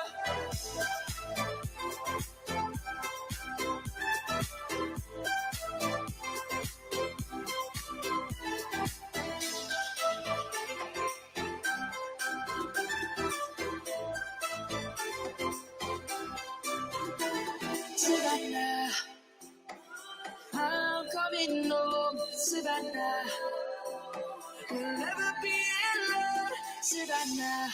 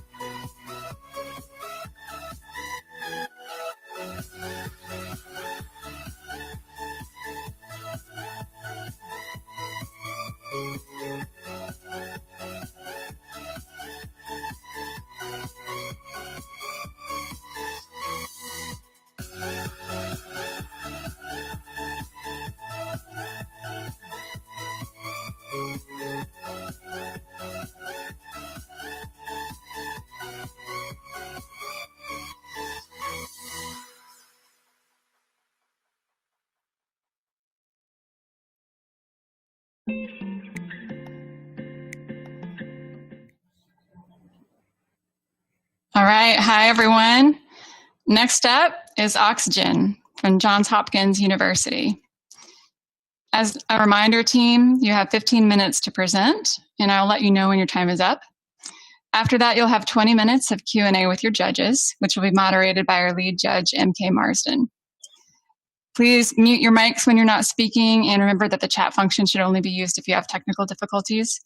And with that, I'll hand it over to you, MK, to kick off the judge introductions. Thank you so much, Sarah. Welcome, team. I'm MK Marsden. I am the managing partner of Touchpoint Strategies. I'm a biology computer science undergrad. I've been judging the business plan competitions for about 30 years. And I appreciate your pivot to an online environment. Congratulations on that. I invest in private equity and women-led technology companies. Now I'll turn it over to Brian. Hi, I'm Brian Henley, managing partner at Recurring Capital Partners in Austin, Texas. We're a venture debt firm that works primarily with business-to-business SaaS software companies. Thank you. Thank you. And now, Dan, please. Hi, I'm Dan Keitel. I'm a partner with Arboretum Ventures. We're a healthcare-focused early-stage venture capital firm based in Ann Arbor, Michigan. Looking forward to hearing the presentation today. Thank you so much, Dan. Chris? Hi, Chris Ladd. I'm a managing director at New Road Capital Partners. We are a growth equity firm based in Northwest Arkansas. Nice to meet you. Thanks, Chris. And Bobby? I'm Bobby Sandage. I'm a general partner in a life science fund in St. Louis, Missouri, and a managing director of a family office focused on cancer investing in companies with cancer technology. Team, we are your judges. Good luck, and go ahead and tell us about oxygen. Awesome. Thank you so much. Thank you to the judges for taking the time to participate and to the staff for organizing this wonderful event. My name is Jonathan, and I have the honor and pleasure of presenting to you the oxygen story today. On the call with me are my teammates Jessica and Wilson. Jessica has been the clinical lead in our ongoing scientific validation studies at the Johns Hopkins Hospital, and Wilson has been our business and finance lead since the inception of the project. We are very fortunate to be advised by a truly exceptional group of experts from the business, clinical, and engineering domains. Our supervising faculty at the Johns Hopkins University Center for Bioengineering Innovation and Design, Dr. Yusuf Yazdi, Dr. Sumi Diptacharya, and Dr. Aditya Polsani, carry with them a wealth of medical device design and new venture creation knowledge. We're also very lucky to have the advisement of Mr. Bob Story, former CEO of the company Vapotherm, a true pioneer in the oxygen industry, specifically with respect to the high-flow nasal cannula technology, and also a proud graduate of the University of Arkansas in 1980. We work closely with Dr. Martha Hill, a former dean of the Johns Hopkins University School of Nursing and oxygen patient herself, and are very fortunate to have our current ongoing studies supported by an expert group of clinicians from the 3 disease states which most prominently produce oxygen-requiring patients. So what is oxygen therapy? Oxygen therapy is a life-sustaining treatment for hypoxemia or low blood oxygenation and dyspnea or shortness of breath for patients suffering from chronic pulmonary diseases such as pulmonary hypertension, COPD, and interstitial lung disease. Currently, patients have 3 main options when it comes to selecting their oxygen equipment. The classical are the oxygen tanks, these metal, often heavy and bulky cylinders of compressed oxygen gas. While they can offer theoretically unlimited flow rates, their heavy bulkiness and necessity to change them out after each use severely limit their utility. Stationary oxygen concentrators are, as their name implies, stationary. However, with constant AC power, they are able to supply heavy, high flows of oxygen. Portable oxygen concentrators are these small purse-like battery-operated devices, which also extract and concentrate oxygen from the ambient air. However, owing due to current technical limitations, their output flow rates and battery lives are severely restricted, limiting their applicability to only a portion of the oxygen patient population. In order to truly understand what it's like to live with oxygen equipment, we must step into the shoes of the patient. So I'd like you to meet Margaret. She's recently been diagnosed with COPD and now requires 3 liters per minute of continuous oxygen. At her current flow rate, Margaret is able to take advantage of current portable oxygen concentrator technology. This means she can live her life largely as she could before her diagnosis. She can participate in all of her favorite activities and even take a plane to Arkansas to see the family for Thanksgiving next year. However, what if, as is common, her disease progresses and she now requires 4 liters per minute? This is beyond the range of current portable oxygen concentrator technology, and as a result, Margaret is relegated to tanks. If she requires more time outside the home, rather than carrying with her additional batteries, she now must carry with her additional heavy oxygen tanks. And as a result, she can no longer fly, meaning she won't be able to make it to Christmas. This loss of mobility can be devastating for patients, as it spirals into social isolation, depression, and ultimately reducing quality of life and leading to an increased mortality. And Margaret is not alone. This is the reality that many patients face. Projected are quotes that we've gathered during our experiences with patients about what it's like to live with oxygen therapy. The most heartbreaking of them all, I just want my life back. In all, there are 1.6 million patients in the United States who are currently underserved by their portable oxygen technology. Our solution to this pressing problem is a more efficient oxygen concentrator capable of providing hypoxemia and dyspnea relief to patients who are currently treated with greater than 3 liters per minute of concentrated oxygen. We expect to achieve this through the combination of 2 innovations, our unique flow modality and automatic oxygen regulation, both of which I'll now touch on in more depth. Our patent-pending flow modality involves a parallel stream of high-flowing ambient air alongside the current clinically standard pulses of concentrated oxygen.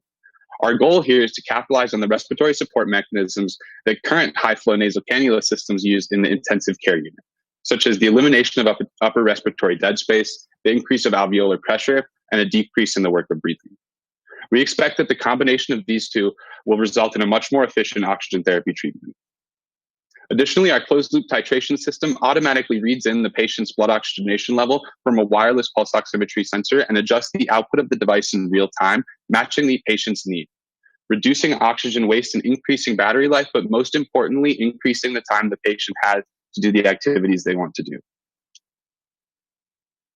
Together, we expect that these innovations will extend battery life and offer 10 times the oxygen savings compared to current continuous flowing devices, giving patients back the mobility and independence that they deserve. In order to validate our clinical hypotheses, we have 2 clinical studies currently approved at the Johns Hopkins Hospital. The first is aimed at assessing the safety and comfort of our proposed modalities and looks at the average SpO2, shortness of breath scores, and exercise capacity as patients use our modalities in comparison to standard oxygen. Preliminary results from this study do suggest that the addition of high-flow air is comfortable and does reduce shortness of breath and increase exercise capacity compared to standard oxygen alone. Our efficacy study, which is approved and poised to begin immediately following of the COVID-19 research hold or resolution of the COVID-19 research hold, will involve 150 patients and assess the exact oxygen savings we can achieve when reaching the same target oxygenation level with our modalities compared to standard oxygen. Zooming out to look at the entire market, there are approximately 2.4 million oxygen patients in the United States. However, we consider our total addressable market to be those 1.6 million patients that are ambulatory. We've further identified our initial target market to be those 300,000 patients who are currently relegated to tanks for no reason other than the flow rate limitations of current POCs. Looking at the market landscape, companies like Inogen and Airset manufacture the current clinically standard low-flowing portable oxygen concentrators. Invacare manufactures both portable oxygen concentrators and oxygen tanks, and as a result occupies a more central position in the market. Vapotherm, the innovators of the intensive care unit's high-flow nasal cannula therapy system, stand alone as a stationary but high-flow system. Oxygen expects to occupy the upper right quadrant as the lone portable yet high-flow device, although we do expect that the value of our device will penetrate into other segments of the market as well.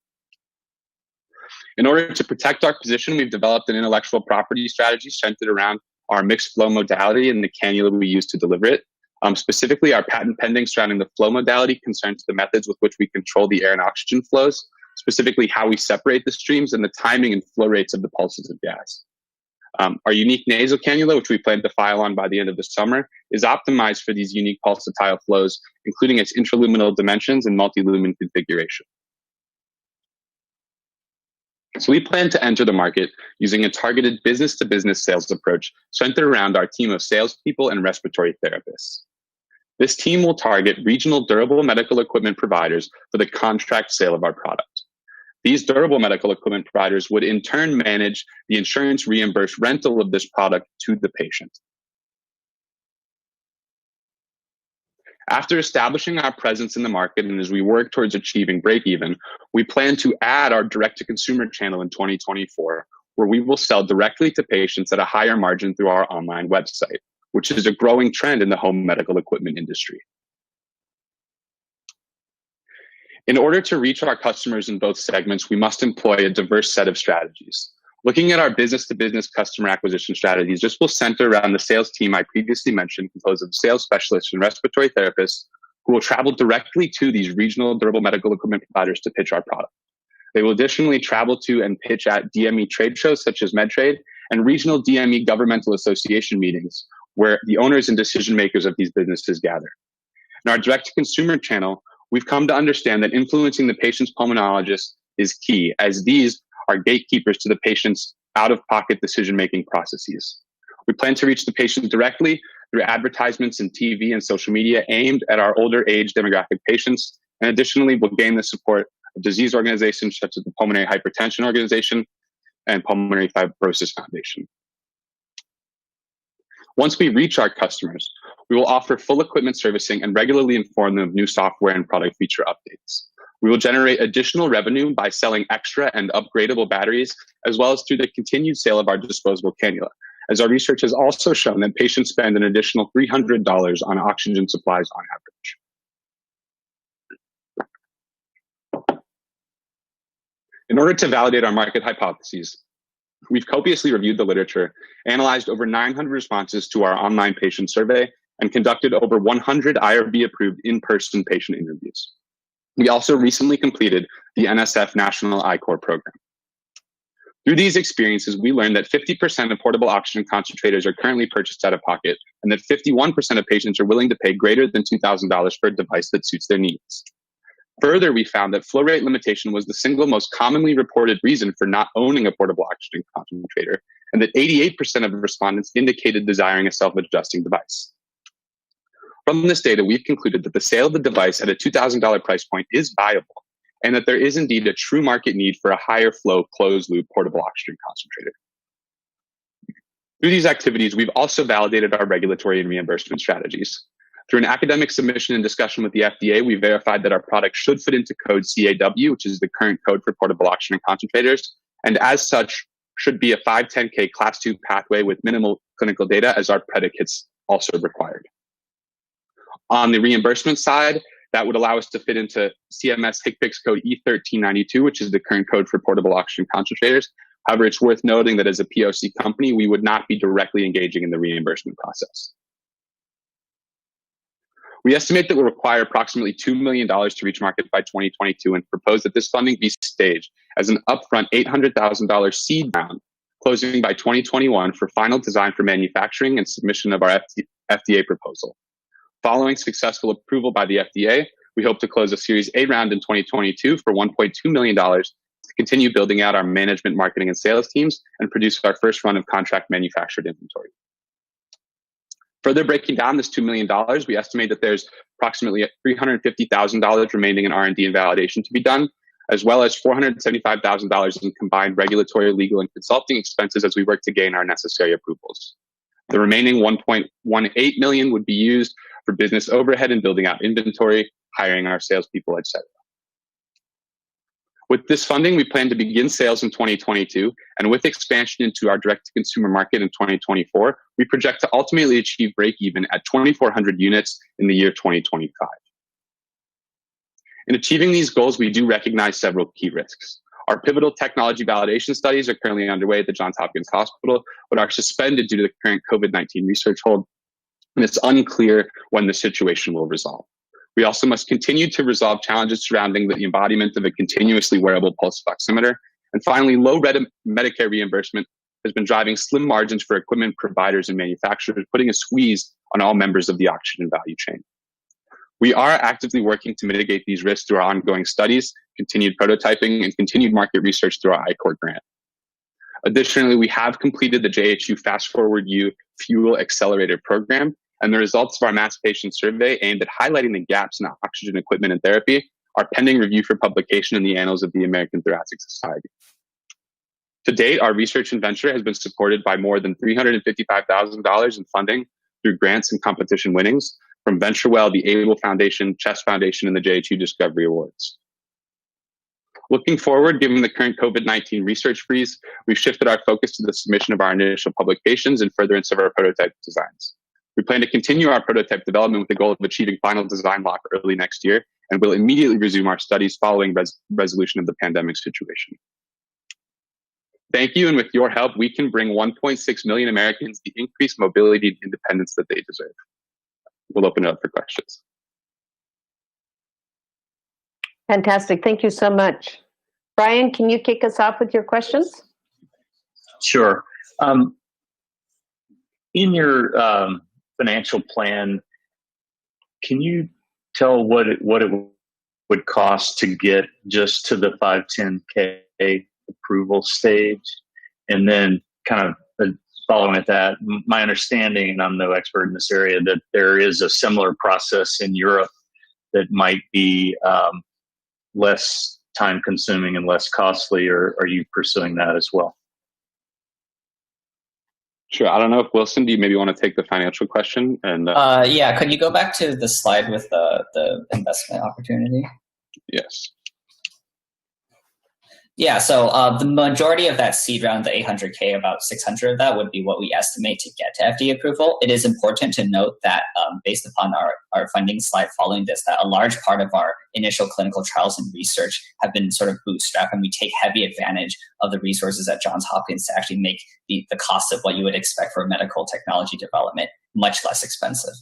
And in terms of exploring the regulatory strategy for Europe, that is a consideration. However, currently we are focused on the US market, and I think after establishing a presence, we will look to get approval in Europe. Okay. Thank you. Brian, thanks. Dan, your questions, please. Yeah, thanks for the presentation. And just as an FYI, our fund was an investor in Inogen, so we've got some background in this market. Could you, and I'm sorry if I missed it during the presentation, but could you talk about the plan specs for your commercial embodiment of the instrument in terms of size and weight? Okay, so, Jess, go for it, yeah. Yeah, so we definitely expect it to resemble or have the same form factor of current concentrators. So from our studies and our research we've done so far, that would be about a weight of 7 to 8 pounds, have the same noise profile as current portable concentrators, and ideally last more than 3 hours outside of the home. So our novelty really comes with regards to the flow rates that we can provide versus the actual form factor of the device. Okay, got it. Thanks. And in terms of your patient targeting, is it going to be focused on those patients that only need high flow rate, or are you planning to position this as a sort of meets anyone's demand, that even the lower flow rate patients you would try to get? So yeah, our sure. initial, yeah, just go for it. Take it. Thanks, John. Yeah, so initially we do want to target the patients who currently are restricted to using oxygen tanks, since that's where we really have our biggest value proposition. But ultimately, this device can be used by anybody who would require a portable oxygen concentrator or just more portable oxygen overall. And a lot of these patients will progress in their disease. So we would expect that most patients do progress beyond the current flow rate range of portable oxygen concentrators. So this device would be like basically a long-term investment for these patients throughout their disease state. Mm-hmm.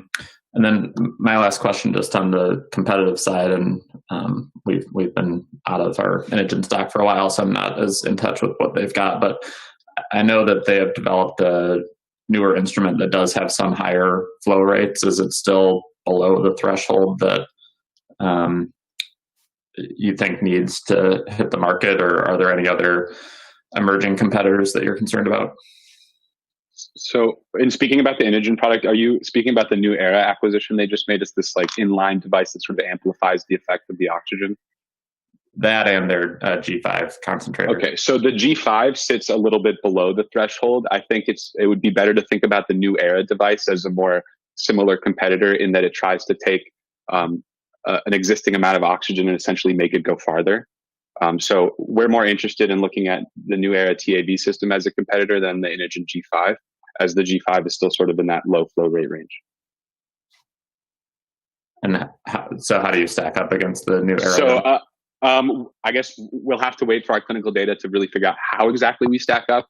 But our hope is similar or a little bit better. Thanks. Thanks, Dan. Chris? Unmute. That was unmute. Sorry. Not too familiar with this market, but we do have a medical device company. And what they did is they went to Europe initially and received CE mark approval pretty quickly. And they've been able to go after customers there, get customer feedback and things like that. There's kind of a comment that it may be interesting to do that potentially.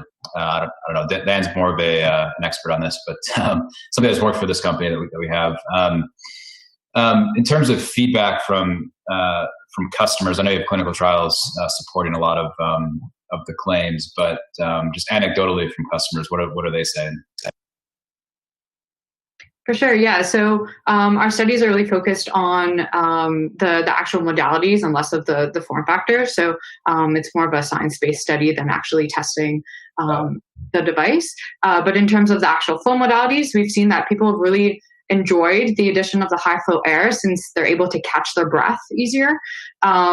There have been some slight concerns with noise since we are using higher flows, but that should be completely mitigated with our new cannula design. That should completely eliminate the noise issue. But so far, patients have really enjoyed it. Great. Yeah, that's my other questions were asked before, so that's all I have right now. Thank you. Thanks, Chris. Bobby, your questions, please. So the trial that thank you, it's a great presentation. The trial that you have ongoing, is it using the closed loop or are you using the oximeter with it right now?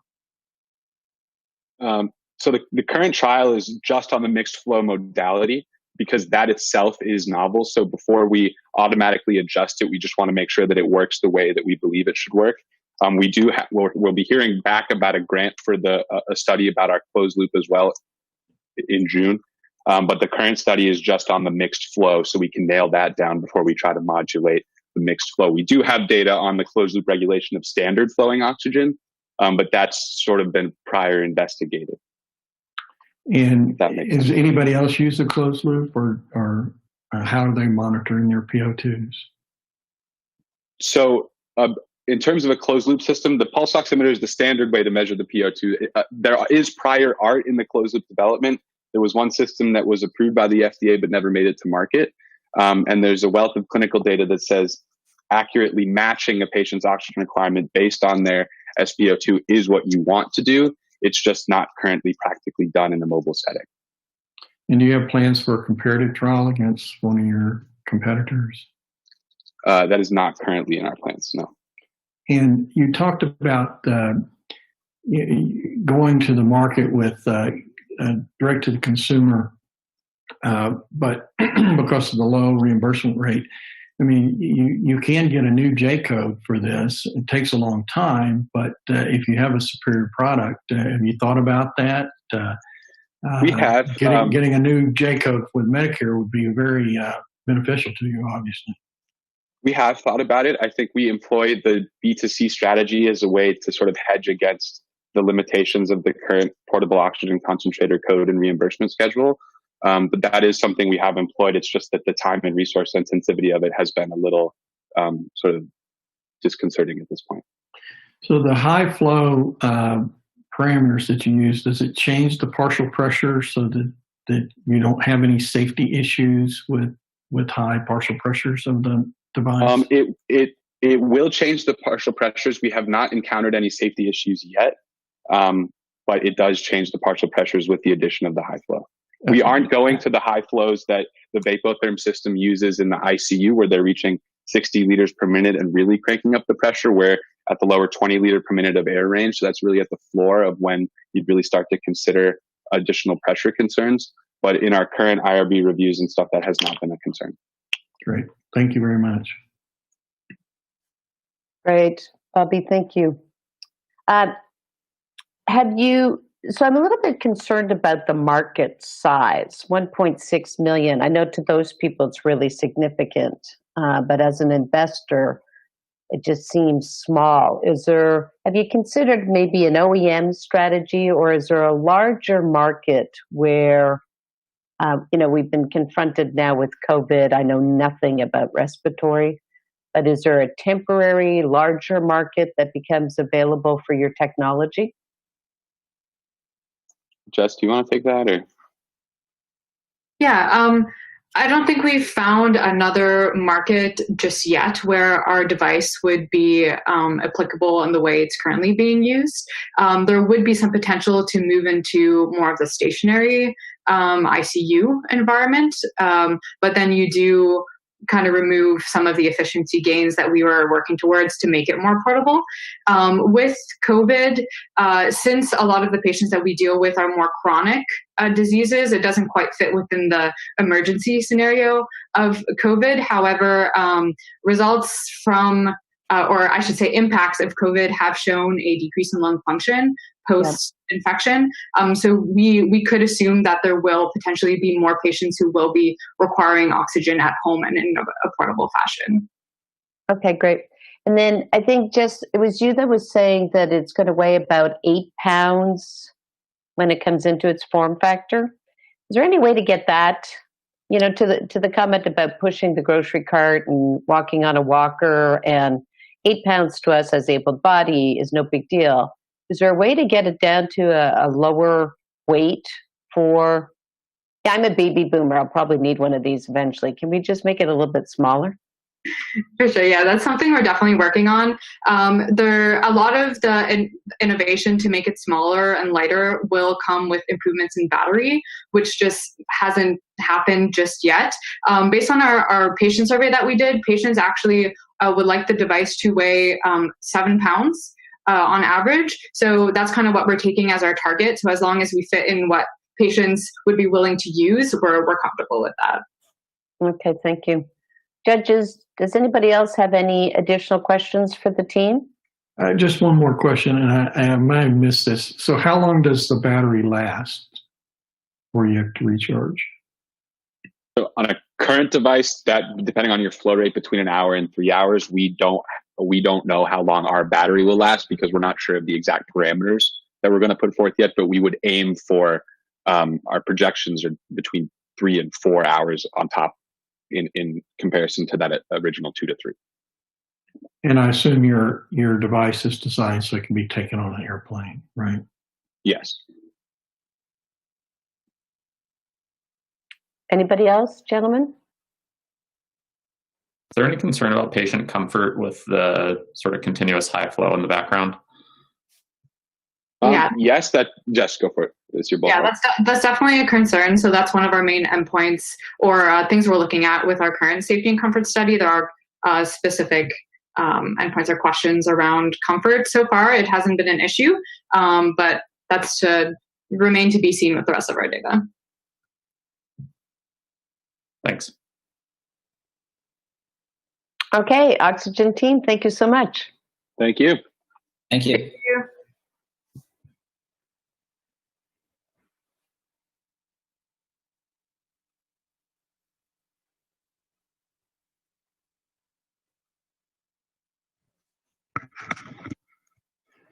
Okay. All right. Thank you all very much. We've got a little bit more time built in for this deliberation. We're on track. Let's see. The final team comes on at 10:30. So it's a good time to stretch your legs. Is everybody doing okay? Do you have any questions?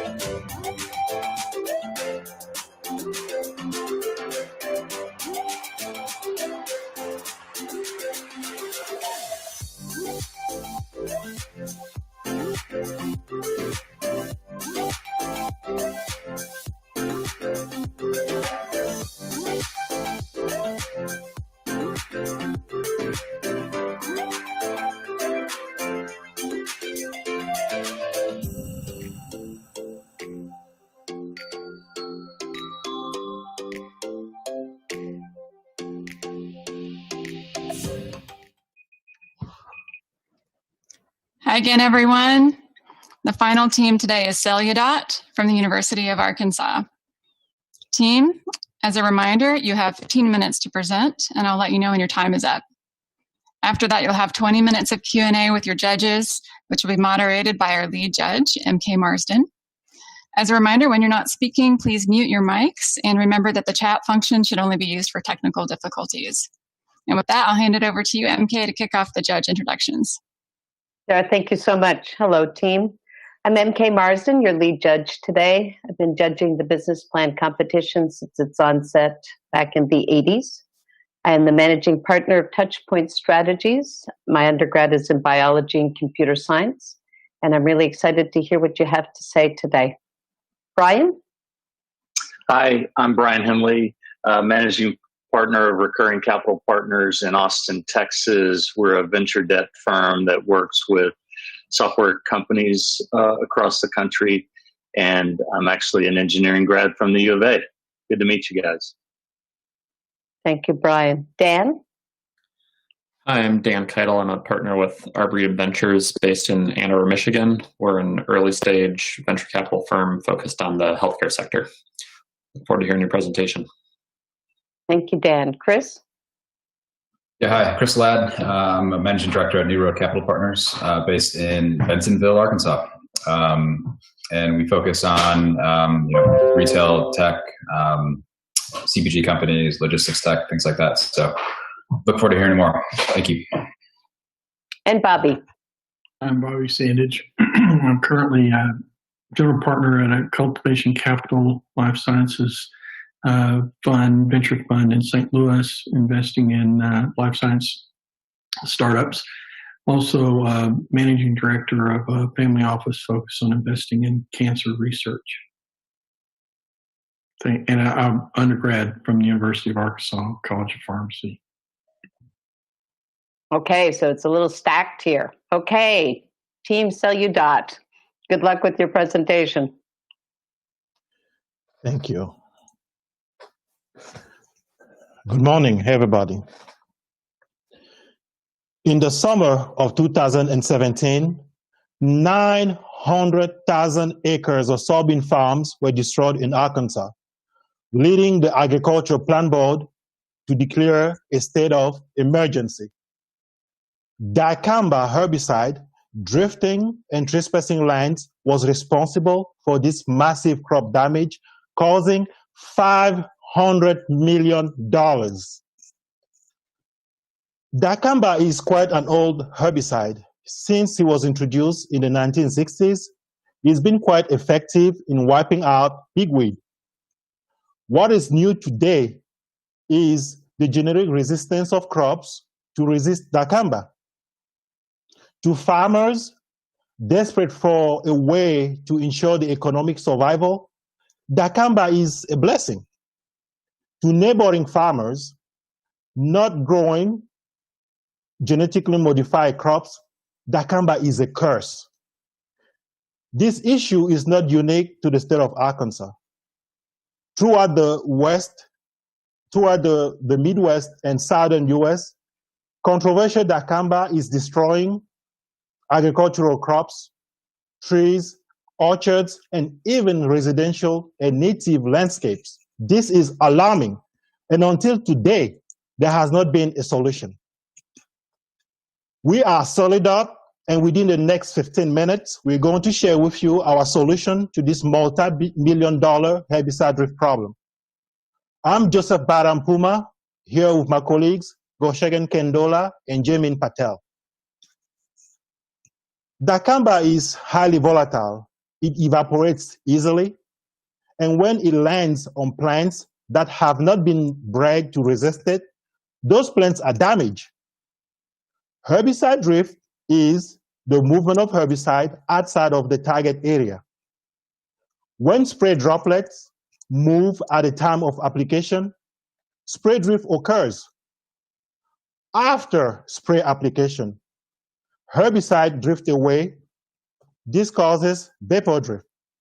So far, advanced nozzle technology, weather monitoring, and landscape mapping using GPS have been used as methods to mitigate herbicide drift. But all these methods have only been able to resolve for spray drift, leaving vapor drift unsolved. During our market research, 95% of 85 interviewees pointed out to us that vapor drift was the red hot pain that needed for an immediate solution. But who does this really affect? Farmers and applicators are already working on small margins. They have incurred financial loss and complaints for neighboring farms. And this has raised the issue of liability protection and plant board violation. But these effects go beyond farmers.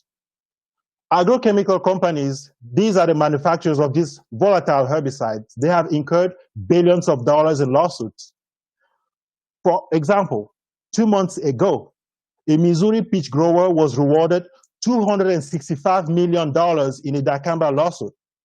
So these companies have seen chemical bans, and today their reputation is at stake. Finally, our dear environment. All the herbicide drifting pollute our ecosystem. The air we breathe, the soil, and the water stream, and often put our health at stake. Now let's talk about our solution. Celludot has a solution to end this problem. Our product is an oil in water formulation that uses nanoparticles derived from cellulose, a biopolymer, to bind to the herbicide, lowering its volatilization and helping the spray droplets stick to the plant. It's a non-toxic, fully biodegradable and compostable product that reduces both vapor and spray drift. And how it works is simple. In the case of currently used formulations, the majority of spray droplets after hitting the target plants keep vaporizing into the atmosphere over extended periods of time. As Joseph mentioned earlier, these volatile chemicals drift away from target farms and kill sensitive crops in neighboring farms. However, in the case of Celludot's BioGrip formulation, the majority of droplets stay put on the target plants, thus preventing crop damage in neighboring farms. We've already conducted greenhouse studies with 2 prototypes on dicamba soybean as the model herbicide crop system, and you can clearly see how significant the difference is. Compared to a commercial formulation, the severity of damage in crops kept at a distance from the point of spray application was 70 to 80% less with our product. We are now conducting small-scale field trials in collaboration with the University of Arkansas Agriculture Extension Service that's critical for market acceptance, especially for our early adopters. Moving forward, Celludot will partner with an independent entity to conduct large-scale field trials and build robust data portfolio around drift and efficacy, eventually leading us to the final stage of getting our products certified by the Council of Producers and Distributors of Agrotechnology. As far as IP is concerned, our technology is patent pending. A provisional patent was filed by the UFA last year, and we already have an option agreement in place with the university that allows us to execute an exclusive license to the technology. We have 17 claims on the different compositions of the formulation, the synthesis process, and its different applications. So agrochemical drift prevention is just the first application we are targeting, but this platform technology can be developed for use in other products and industries in the future. Reducing herbicide volatility and drift-related damage is, of course, helping neighboring farms and farmers financially. But for farmers who are actually using dicamba on their fields, it directly translates to significantly reducing their risk of incurring lawsuits and plant board violations. Our product is an insurance policy that protects them from litigation and drift complaints. And that is BioGrip's single most important value proposition among others. But we understand that getting farmers to switch from products they've traditionally been using to anything new requires an easy mixing process, comparative pricing, without compromising the efficacy of the agrochemical. And we've done that, and we plan to do that in the future. Adjuvants are materials that have to be added to the spray mixture to enhance the efficacy of the active ingredient. And a variety of adjuvants, including surfactants, drift control agents, and water conditioning agents, are used for different functions. But mixing multiple materials often results in errors due to incompatibility among these ingredients and a lack of compliance on the applicator's end with complex labeling instructions. So we've combined the functionality of all these adjuvants in a single formulation so that farmers can use this convenient one-step solution to prepare their tank mix. So in addition to drift benefits, fewer steps and fewer errors at no additional costs to existing operations are an added benefit to farmers using BioGrip. The three key factors that differentiate our product from current products on the market are the following.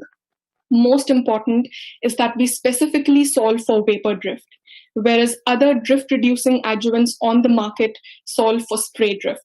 We have a non-toxic compostable formulation that's good for soil health and doesn't pollute the environment, whereas most other products are still using synthetic polymers that often leave behind toxic residues even if they degrade. Shifting consumer preferences are driving the demand for sustainable and effective products in the agrochemical industry, making this an opportune time for the introduction of BioGrip technology. Now, let's go through our go-to-market strategy.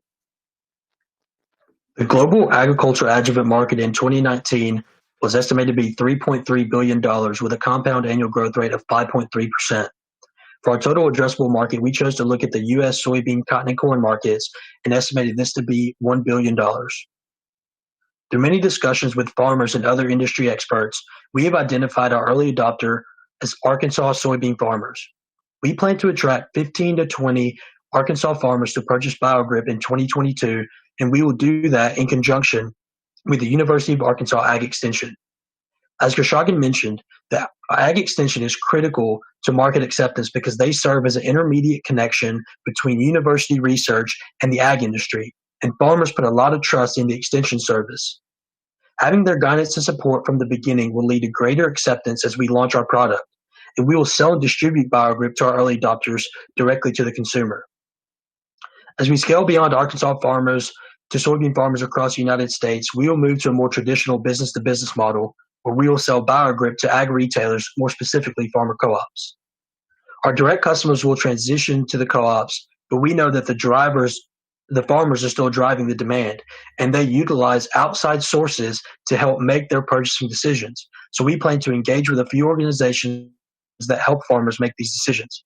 First, the National Alliance of Independent Crop Consultants. This organization consists of over 700 crop consultants who help advise farmers on what new products and technologies can improve their farm productivities. They are direct influencers on what products farmers purchase. The next is the National Council of Farmers Cooperatives, has over 2,000 co-ops across the United States and a membership of 2 million farmers. They distribute and inform farmers on new information and products, and this helps drive the farmers' purchasing decisions. Engaging and utilizing both of these organizations, providing them with the ag extension and third-party backed data, research, newsletters, journal publications, attending their conferences and trade shows is how we will market our product through their established networks and drive up farmers' demand for our BioGrit product. And now we've done our homework on this. Our market research has led us to this marketing and sales strategy, and it has been validated by multiple executives in the ag industry. As far as manufacturing goes, we know it would be very capital intensive to manufacture our product in-house, so we will outsource our manufacturing. We've identified AMVAC, a third-party ag chemical manufacturer, to produce our product, and we've been in initial discussions with them about our formulation. It'll cost around $10 per gallon to produce BioGrit, and we will purchase that product for $25 per gallon in its final package form. We will then sell that to the ag retailer or co-ops at $50 per gallon, giving us a 50% margin on our product. The ag retailer can then sell that product to the farmers at $90 per gallon, or in more farmer-friendly terms, $3.35 per acre, which is comparable to what they're paying now for similar but inferior products, and this is one key factor for market acceptance. This price point gives a co-op a 45% margin, and through our research, we know that co-ops typically look for a 30 to 40% margin on products similar to ours, so they're on the higher end of the spectrum, primarily to incentivize shelf space in the early stages. As far as our financials, year 1 and year 2, our revenues are primarily through grant revenues. And in year 3 is when we begin earning sales revenue from our 15 to 20 early adopters. In year 4, we expect to cover 0.5% of the U.S. soybean acres, equivalent to 400,000 acres, resulting in $4 million in sales revenue. In year 5, we expect to cover 2% of the U.S. soybean acres, equivalent to 1.5 million acres, resulting in about $16 million in sales revenue. At this point is when we would see an exit of the BioGrit product line for Celludoc, and at 3 times revenue, that would give our company a $48 million valuation. Our primary acquirer at this point would be an ag chemical company, as they have a track record for purchasing companies like us that enhance their existing product portfolio. So looking at exit comparables of exits from companies similar to us to these large ag chemical companies, we fall right in line with past practices and are comfortable with this exit valuation. This is the team solving for vapor drift. We have a complementary skill set in science, engineering, and business. And myself, the CEO, and Goshegan Kandola, Chief Research and Development Officer, are co-inventors of BioGrit technology. Jimin Patel, our Chief Financial Officer and Executive MBA, has expertise in logistics and financial data analysis. We understand we will need a bigger task force, so in year 2 of our operations, we'll be hiring a COO, a CMO, and a sales team. This to drive our marketing, our operations, our marketing, and sales. To reinforce the strength of our team, we are supported by an experienced team of advisors.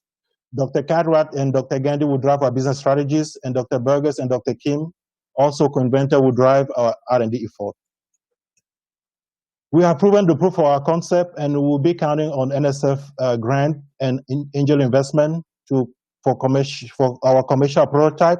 This will get us entrance to the market.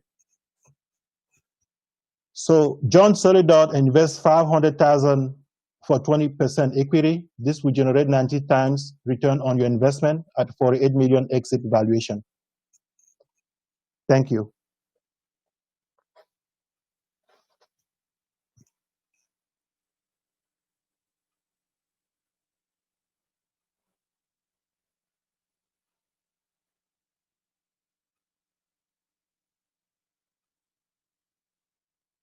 Team, thanks so much for your presentation. Bobby, can you go ahead and start us off with the Q&A? Great. Thank you. Great presentation. It's a really interesting product. besides the one regulatory body, are there any other regulatory issues that you have to deal with? The EPA, FDA, anything like that? Yeah. So an adjuvant is not classified as a chemical; is an inert material. So through our certification of the CPDA, it already allows us to be EPA approved. So we have no issue in terms of EPA regulation or USDA regulation. And on top of that, our raw material, nanocellulose, has been claimed to be safe, non-toxic. So that actually brings to the next question. So does it stay on the leaves so that during the harvest that it's actually contained in the final soybean product, even though it's considered safe? What is the residue amount in the final harvest, if you will? Yeah, so over time, nanocellulose will degrade itself, and it will degrade and fall off and be part of the soil chemistry itself. So it won't be part of, it won't stick to the surface of any harvested crop. Okay. And then one of the competitors was something that was added as an adjunct to drift reducing agent. And is that it's not very effective in reducing the drift? So, like we mentioned in the competitive slide, the other drift-reducing adjuvants are also polymers. Some are synthetic, some are biopolymers, but they are all addressing the spray drift issue and not the vapor drift issue. Whereas our technology addresses the vapor drift issue. And so in the manufacturing, are these self-assembling nanoparticles, or does the manufacturer have to do something special to load the nanoparticles? Could you let us know by manufacturer you mean the person who's manufacturing nanocellulose, or? So is it just a mixture, or is it does the dicamba actually self-assemble in the nanoparticles, or is there some special process to get it to attach or be incorporated in the nanoparticles, nanocellulose? Yeah. Right. So the way we've conducted our studies, our formulation, the final cocktail includes dicamba and our nanocellulose-based adjuvant. But the way we've formulated our patent, it includes both. The fact that nanocellulose-based adjuvant can be used as a standalone formulation that's ultimately added by the farmers who, mix dicamba and the adjuvant on their end, but also the ag chemical companies have the ability to actually pre-mix and sell this cocktail directly to farmers so that farmers don't even have to do that additional step of mixing. So it's a self-assembly, is it a coating? The nanocellulose coats the particles of dicamba? Yes, it does. Okay. Mm-hmm. And then finally, Bobby, if you don't mind, I'll go to the other judges and come back to you, okay? Sure. Thank you. Chris, do you have any questions? Yeah. So in terms of getting the industry to adopt what you're trying to do, have you talked to Syngenta or some of the other players about potentially coming in early? I mean, they do a lot of early stage R&D.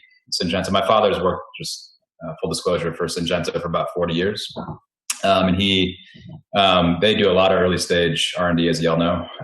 And so have you talked to them about potentially, helping transition the industry either through an investment or bringing on a board member? They may help the, co-ops come on board, for example, or having a co-op invest. What are your thoughts around that? Yeah, so during our market research, we reach out to a couple of them, Syngenta, Helena, and also Bayer. But we realized that they were mostly interested in our technology than anything else. So at that time, we stopped engaging with them and preferred developing our technology further and file an IP to be protected. But yes, for for the upcoming days, we actually, once we file our patent, we will engage with them again and have that in our portfolio. Yes. Got it. And then what about co-ops, getting them to invest? They're probably less of a competitive risk, just so that they see some upside. Is that something that the industry has done in the past? It's worked in other industries that we've looked at. Yeah, definitely. We've talked to a few different co-ops, especially here in Arkansas, and they've been very open to even helping us, take some of our product and pilot on with their farmers and their plots. And so we haven't necessarily talked with them directly about a financial investment, but they've definitely been open to, helping us get the data we need to then push our product to their retailers. Interesting. And then on the market size, can you clarify? You mentioned your TAM is about $1 billion. Is that, are you able to take all of that market, or what percentage of the market are you feel confident that you can obtain in a 5 to 7 year period? Yeah, so that market size considered the cotton, corn, and soybean market. So more in the time horizon of that 5 to 7 years is probably going to be around 500 million, because we're going to be concentrate, on that soybean market right now, since that's the market that sort of has this larger issue right now with dicamba. Okay. All right. Thank you. Thank you, Chris. Dan, your questions? A little bit building off of what was just asked on the channel and co-ops. Can you just talk a bit about sort of barriers to entry from a commercial standpoint, that are there any issues with being a sort of single product company with bundling from some of the larger competitors, or agreements that may be in place between the other manufacturers and co-ops, or is it truly more of a path of best individual product would get preference? Yeah, definitely. So we've talked to multiple co-ops, and how they work is, they have this network where they're a part of, but they each have individual presidents and, boards. And so they definitely do have a channel where they get most of their products from, but they're very open to these independent companies that if they can prove they have a very effective product that can help their farmers that buy out of their co-op, that they're willing to purchase that and sell that to their farmers. And so we definitely think that that's a viable strategy, and that's kind of how most adjuvants go from this independent contractor before they're acquired by one of these larger portfolio companies. Okay, thanks. And then I may have missed this in the presentation, but from a technology perspective, is this specific to dicamba, or could, without a lot of R&D, it be applied to prevent drift of other products? Right. So, as you mentioned, the technology can be expanded and used for other volatile herbicides also. And we've already conducted some studies with 2,4-D, which is another very volatile herbicide. So the application is wide open for any other volatile herbicides. And dicamba is the one that we are targeting first, just because of the huge, hit that the agricultural industry has taken from its volatility, because it's also the most widely used in current times. But moving forward, 2,4-D, atrazine, other chemicals are something that we definitely plan on incorporating in our future R&D. Thank you. Thanks, Dan. Brian? Can you give the history on your grant funding and what your expectations are in the future on that? And I'm just trying to understand, as a potential investor, how you assess the ability to go get those non-dilutive funds to help move this along. Yes. So far, we have planned for the small business grant through the NSF. So right now we are submitting for the phase 1, and we've already received the letter from the program director. So they have received our proposal pitch, and they have confirmed that our project has a higher possibility to be funded. So we've done that, and within the next couple of months, we'll be submitting that final proposal. And once we get that phase one from the federal fund, then the Arkansas state has a matching grant that goes along with that. So we'll do that for phase one, and we'll also do that for phase two. As of private investment, we'll go with the angel investment in 2021. So this will allow us to go about marketing and some of the certifications that we have. It's helpful. And one of the primary benefits is kind of managing legal risk for these farmers. I would assume that the people worrying about the legal risk are the very large farming operations. Is that and I don't, you have to educate me. Is that now the majority of the industry, or how do you think about it with small farms versus large farms? Right. So a lot of how it works, through our market research, we understand that some of the smaller farms, they go directly to their neighbor, showing them, hey, your spraying dicamba affected my farm. And so, if you don't, pay me back for what was damaged, then I'm going to file a lawsuit against you. And so we don't necessarily, so that's kind of that farmer's aspect of it. But as far as the litigation on our side, past practice has shown that adjuvants don't really take on that liability as the actual active chemical does, such as dicamba. And so from our standpoint, we don't face that, but the farmers kind of handle that themselves. Okay. Thank you. Thanks, Brian. Team, great presentation, great business plan. I have to express, though, I'm a little concerned about keeping dicamba in the marketplace. It's unfortunate that we're using this to keep these pesticides kind of ongoing. Can this be used for, let me take a step back. Let me stay kind of in my not happy about dicamba phase. By reducing the risk to the farmer and to the others, are you actually taking on the risk?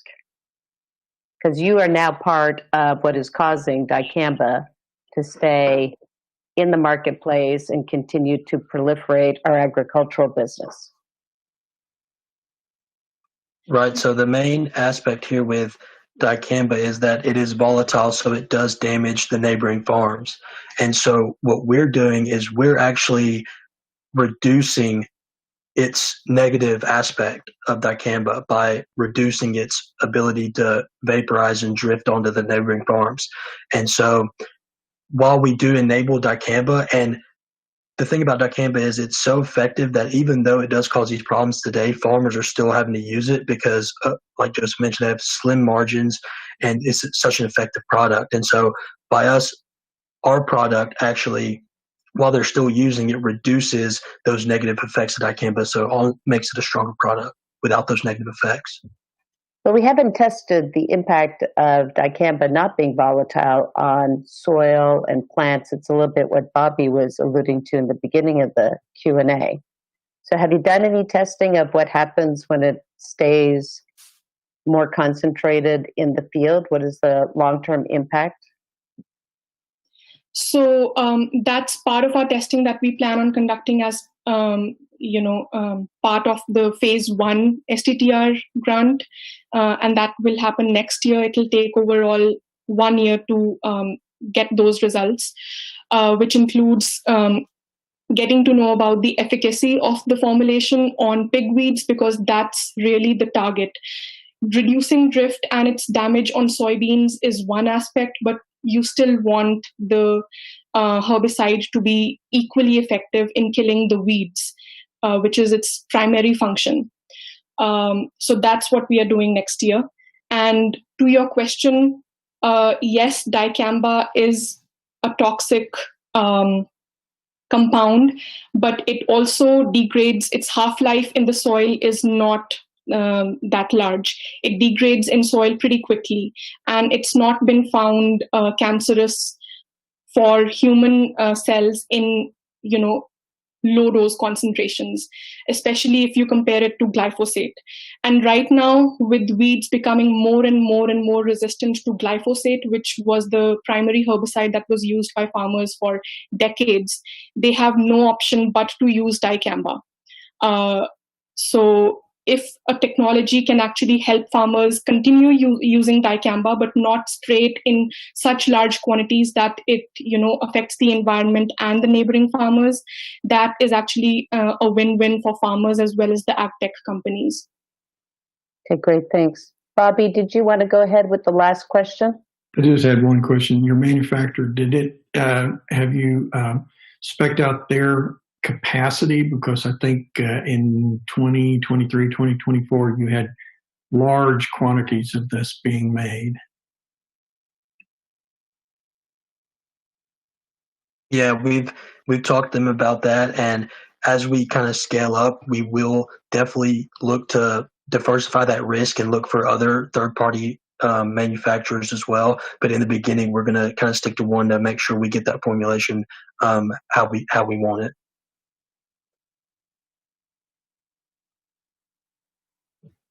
Okay, great. Thank you so much, team.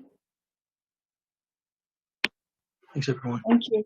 Thank you. Thank you. Thanks.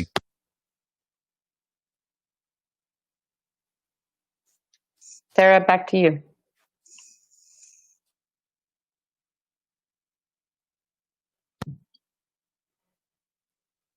You're muted, Sarah. Thank you. It's a wrap. Thank you again, judges, and great job, teams. That concludes our final competition round. Please tune back in at noon Central Time for our elevator pitch competition. It'll be decided by your votes, a brief keynote presentation that you don't want to miss, and of course the awards, which will be delivered by a very special guest. We'll see you then.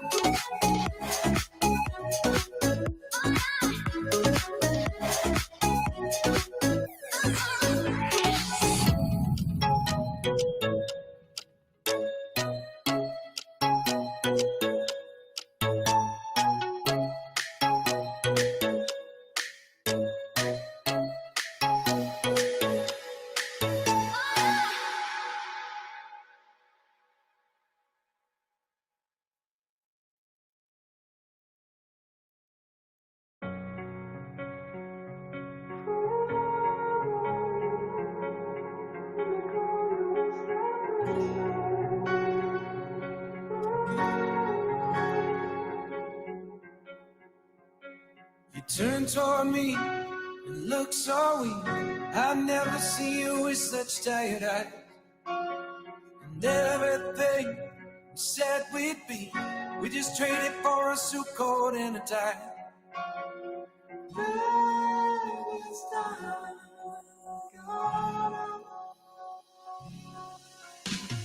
Underneath the rose of dreams, I'll see you where the ocean meets the sky. Under your toes, fire grows. You are ready for a different kind of life. Shining forward, the wind is cold. You must return to the wild. Shining forward, the wind is cold. You must return to the wild.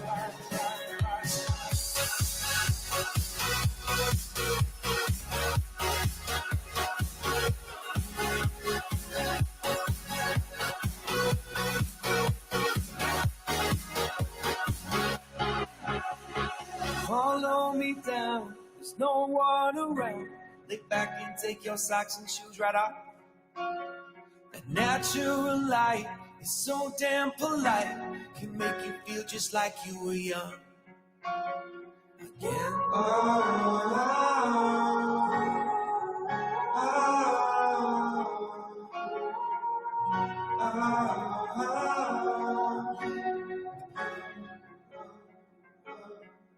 Standing underneath the rose of trees, I can see where the ocean meets the sky. Under our clothes, the fire grows. We are ready for this life of running wild. We're underneath the rose of trees, I can see where the ocean meets the sky. Under your toes, the fire grows. You are ready for a different kind of life. Shining forward, the wind is cold. You must return to the wild. Shining forward, the wind is cold. You must return to the wild.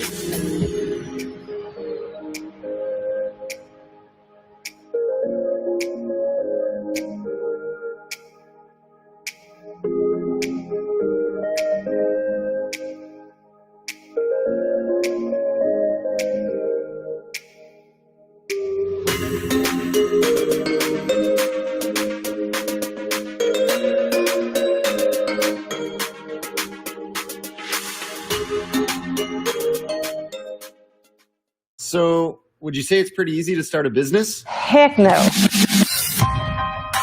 Starting a business is hard. So you have to be very specific on what you want to accomplish, which is a little different than working for someone else. You wear a lot of hats, and that's part of what makes it fun, but it's hard because you have to constantly learn. An entrepreneur is someone who sees new ways of doing things and is bound and determined not to rest until he or she achieves the goals. Here at the Walton Family Foundation, we are interested in supporting an entrepreneurial ecosystem for a number of reasons. Entrepreneurs add vibrancy to a community. They bring creative ideas and create a culture of innovation that permeates the entire region. Early on, you're just trying to prove that the market will accept the thing that you've made and that they will pay you something for it. Hi, my name is Cannon Reeves. I'm a student at the University of Arkansas, and I'm the CEO and co-founder of More Technologies. So we are creating a 3D printed robot ecosystem that teaches problem-solving skills to the next generation of innovators, entrepreneurs, and who knows what the kids will do. I got started in robotics in high school. I happened to join my school's first robotics team. And from that moment, I was hooked. It's fun, it's hands-on, and robots are just cool. My name is Edwin Ortiz. I am the CEO and founder of Luncher, and we're enabling offices to order lunch and get it delivered for free. What a great idea. You know what, Edwin, he's recognized that there's 1,400 corporate offices in Northwest Arkansas. Let's have a platform that allows people in office situations to take advantage of great restaurants. What's so exciting about the companies in Northwest Arkansas from the very beginning, they're scalable. Of course, you have April at Movista. They're really beginning to take off. My name is April Sagerbrook. I'm the co-founder of Movista. We wanted to solve a problem that we were having in our daily professional lives. We built a mobile platform that allows employers to manage and track everything about their remote workforces. I work with the product operations and finance teams on a daily basis, and we kick ass and take names. So Movista was born out of the University of Arkansas. My name is Carol Reeves. I'm the Associate Vice Chancellor for Entrepreneurship and Innovation. Carol's been with us since day one. Carol supported us along the way. She supported us through the creation of the business plan and the eventual launching of Movista. We have some of the best mentors in the world. The biggest thing for us has been the opportunity that we have to meet with really senior and executive level people. Having a mentor who can look from a higher level and say, this is some next steps that you can take in and do, that's really helpful. There's a lot of capital in the region, and we really want to help expand that pool of money. My name is Janem Arkan. I am the managing director of the Endeavor Northwest Arkansas office. So Endeavor is not for startups. We say Endeavor is for scale-ups. So it's leading that genre of company to the next level. You know, we have 36 offices internationally, from Egypt to Japan, Argentina, and now in Arkansas. It's really companies that are doing something successfully and helping them think big. Northwest Arkansas is a region that has this organic balance of a high quality of life, great trails, proximity to amazing food, arts and culture amenities, and enormous economic opportunity. At times, I want to push a little too hard, but the really cool thing is right outside our back door off the back patio is the trail. I'm able to go out, free my mind, and think about what some of the best steps are moving forward. It keeps me in balance. The heritage of entrepreneurship in this area, I mean, it makes companies move and grow, and it's tangible. There's this sense of purpose that you get as you start something. I think a lot of the benefits that you get are not just the business that you create, but I think the person that you become.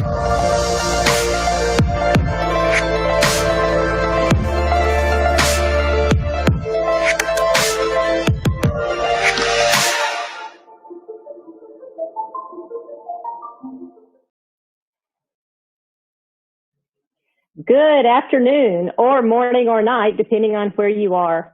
Welcome to the final session of the Heartland Challenge Startup Competition, the elevator pitch competition, and the award ceremony. My name is Carol Reeves, and I am the Cecil and Gwendolyn Cup Professor of Applied Entrepreneurship in the Sam M. Walton College of Business at the University of Arkansas. Although we are not holding the event in the way we had hoped, we have had a fantastic day and a half of competition. I want to congratulate the 12 semifinalist teams and the 4 finalist teams for making it this far. The judges had very difficult decisions to make at every stage of the competition, from narrowing down the initial field of approximately 100 applicants to the 12 semifinalists, to choosing the 4 finalist teams, to then choosing the ultimate winners, who will be announced shortly. The judges have completed their challenging task, but now we need you to help us with the final event, the elevator pitch competition. For those of you who are not familiar with an elevator pitch competition, it is supposed to simulate what would happen if an entrepreneur got on an elevator with an investor and had 60 seconds to convince the investor to take a follow-up meeting. Each of the 12 semifinalist teams has submitted an elevator pitch, and you get to play the role of the investor and vote on which team you most want to meet with to discuss their investment opportunity. The competition will be moderated by Jeff Ammerine, the founder and managing director of Startup Junkie Consulting, one of the many great entrepreneurial support organizations in Northwest Arkansas. If you have not had a chance to visit Northwest Arkansas, I would like to strongly encourage you to do so once it is safe to travel again.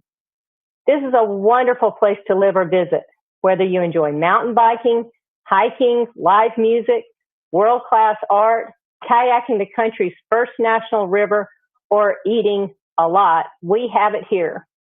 And Northwest Arkansas is also a great place to start a business. We welcome talented individuals like the students who presented in the Heartland Challenge with open arms and a lot of support. So without further ado, I will turn it over to Jeff, who will give you instructions on how you can help us choose the elevator pitch winner. Thanks so much, Carol. It's really an honor to be here for the Heartland Challenge elevator pitch competition. Let's talk about the rules. One member of each team will present the team's business concept in a 60-second elevator pitch. The best pitches will convince investors they should schedule a follow-up meeting to explore an investment opportunity. We encourage teams to clearly and succinctly describe the problem they're solving, their solution, and their competitive advantage.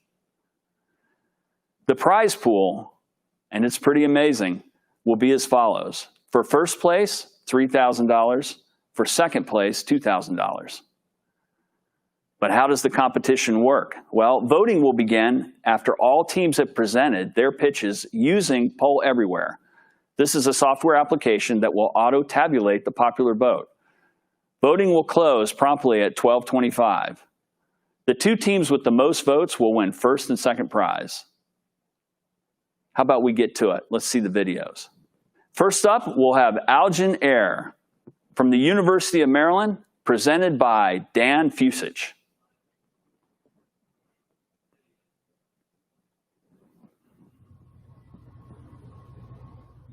Indoor air quality has never been more important. Right now we're trapped indoors 90% of our day, breathing in air with carbon dioxide levels that are 2 to 3 times higher than what's naturally occurring outside. That's detrimental to your health, and it causes respiratory problems. But at Algin Air, we've devised the solution. It's the Air. It's the world's first natural air purifier that uses algae to reduce carbon dioxide and increase oxygen as efficiently as 25 houseplants. Traditional air purifiers only remove dust, pollen, and bacteria, but do nothing about carbon dioxide. The Arium does both, and it belongs to a $4.7 billion smart air purification market.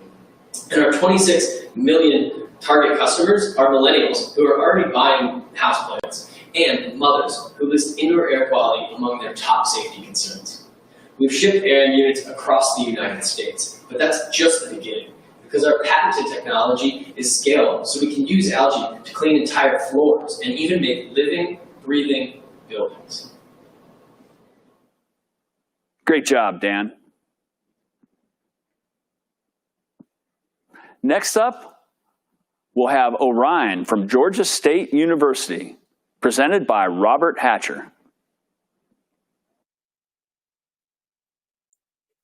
Orion provides publishing services to music artists and record labels. Unlike the current supply chain, which is plagued by complexity between multiple channels and inaccurate records, which has led to $4.5 billion lost due to unclaimed royalties and lawsuits, Orion is using machine learning technology and blockchain to scrape data from music while it's being created in real time. From that data, we automatically generate accurate publishing agreements, and what usually takes 2 weeks to file such documents, we file within seconds. Our biggest partner, Comcast, has a minority stake within the company, is helping us land a paid pilot with the biggest record label in the world. Our revenue model is subscription-based, but we take a 20% of the publishing revenue, which is a perpetuity per song. Our team has over 20 years experience in this industry, and we have degrees such as MBAs, MSAs, and PhDs in computer science. My name is Robert Hatcher. I'm the founder of Orion, and I hope to speak to you soon. Bye. Next presenting team is Bloodhound from Rice University, presented by Lamya Sakarwala.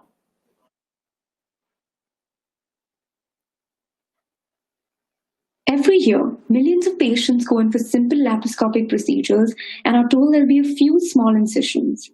Imagine instead waking up with a scar from chest to pelvis simply because the surgeon couldn't find a bleed. Alarmingly, arterial bleeding is one of the leading causes for conversion to open surgery, which increases risk, time, and cost of the procedure. We are Bloodhound, and we assist surgeons in quickly and accurately locating bleeds during surgery. Our team at Rice University has developed a software that highlights bleeding vessels on surgeons' viewing screen. Knowing where bleeds will occur will allow surgeons to save precious time to intervene before complications develop. Our product requires no new equipment or interruption to workflow, allowing it to be integrated seamlessly into the OR. Helping surgeons reduce blood loss with our software could reduce outpatient recovery times by up to 50%, reduce the need for blood transfusions, and save up to $9,000 for every prevented conversion to open surgery. We are Bloodhound, and we take the guesswork out of hunting for bleeders. Great work, Lamya. Great work. Next up, we've got the team called Selin from Tufts University, presented by Jean Pham. Hello everyone, my name is Jean. I'm from Team Cell and Tufts University. COVID-19 had forever changed the way we look at our current healthcare systems. Nowadays, people could get tested, monitored through telehealth. However, for bladder cancer patients, due to the high recurrent rate of their tumor, they have to go through an invasive in-office procedure to monitor their recurrence every 3 to 6 months. This is where Selin come in. We are a team of biomedical engineer, data scientists from Tufts University who are developing a non-invasive, highly accurate urine-based test for bladder cancer monitoring purpose. Our patented technologies show a 94% accuracy with 98 sensitivity and 84 specificity, making it a superior option for urologists and oncologists. With the support from doctors at some of the best hospitals in the country, such as Dana-Farber, Mass General Hospital, we believe our test could greatly improve the patient quality of life. Thank you. Great job, Jean. Thanks very much for that. Next up, we've got Celudot, a team from the University of Arkansas, presented by Gershagen Kandola.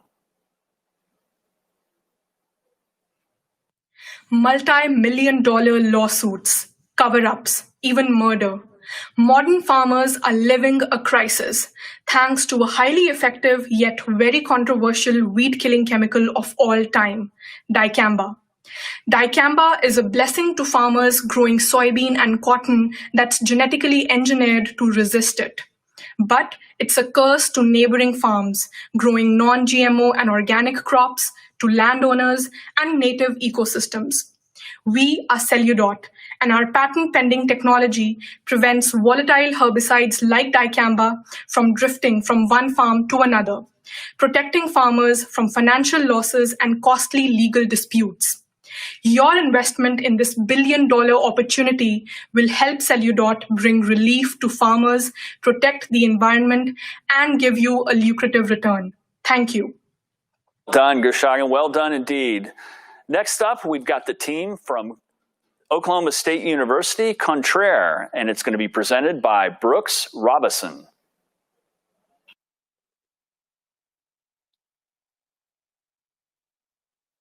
Wastewater treatment plants consume 2% of total electricity in the United States. Because of a lengthy 5-day biological water quality test versus the 18-hour throughput, over-aeration and wasted energy is common.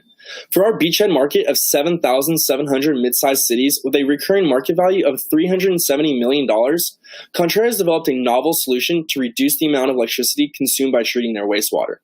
The predictive analysis algorithm measures characteristics of the water in real time and controls the aeration blowers accordingly, revolutionizing the aeration process and saving municipalities up to 45% of current electrical costs, which equates to upwards of $600,000 in annual savings for larger municipalities.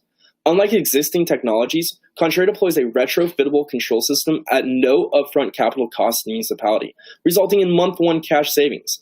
This is due to our unique subscription pricing model. An initial seed investment of $400,000 would take our technology from beta testing into the market. Thank you. Next up, Team Drizzle from Johns Hopkins University, presented by Thigvijay Singh. Hi, my name is Thigvijay. I'm one of the co-founders of Drizzle. Over 300,000 people have lost their lives due to coronavirus this year so far. And there's no good way to say this, but in the same time, about 600,000 people have lost their lives to tuberculosis. That's about 4,000 people dying every single day. That's been happening for the last 50 years. The primary reason is that the most widely used diagnostic test is only 50% accurate. That's like a coin toss. And the other solutions are either too expensive or they're too accessible to people who actually need them. We've come up with a tool that costs less than $1, can piggyback on existing infrastructure, and has an accuracy of over 90%. We've received over $80,000 in funding, and the central and state governments in India have actually invited us to pilot our device in the country and the state. So join us as we try to positively affect the lives of 4,000 people every single day. The next presenting team will be Oxygen from Johns Hopkins University, presented by Jessica Dakak. 1.6 million Americans are currently underserved by their portable oxygen, a number only expected to grow with the rise in respiratory diseases. While oxygen is a life-sustaining therapy, oxygen equipment often limits mobility and can lead to poor quality of life. Portable oxygen concentrators, a compact device that extracts and delivers oxygen from the surrounding air, can only be used at low flow rates of oxygen, which restricts many patients to using large, bulky oxygen tanks when higher flows are needed. We at Oxygen are developing a more efficient portable oxygen concentrator to treat patients who do need higher flows of oxygen without compromising mobility or quality of life. We do this by incorporating a novel flow modality of high-flow air and oxygen with automatic oxygen regulation to enable a more active lifestyle while providing peace of mind that oxygen needs are being met. We pitch to you today for the opportunity to connect and work together in improving patient lives on oxygen therapy. Thanks, Jessica. Great work. The next presenting team is Quantum Lock Technologies from the University of Tennessee, presented by Erica Grant. What if I told you that an intruder could walk into a hotel, pick up an expired key card off the ground, and convert it into a master key that gets into any room of the hotel? Well, this and a long list of other hacks have been used over the past several years to break into hotel rooms, and it's left millions of guests vulnerable. This, coupled with the fact that these locks aren't even in direct communication with the front desk, means that they can't detect right away if something goes wrong. Our solution is Quantum Lock Technologies. We create completely random and untraceable keys that protect every single point in communication for a hotel. This, coupled with our hardware-software solution, retrofits these locks to be in direct communication with the front desk so that they can detect right away if something goes wrong, like if there's a battery outage or if someone's trying to have unauthorized access to a door. We're Quantum Lock Technologies, and we're creating higher security for hotels while also saving them time and money. Thank you. Great job, Erica. Thanks very much. The next presenting team is Renew from the Sasson School of Management, presented by Kawasira Jonkaratanapur. Do you know in every second you're losing something?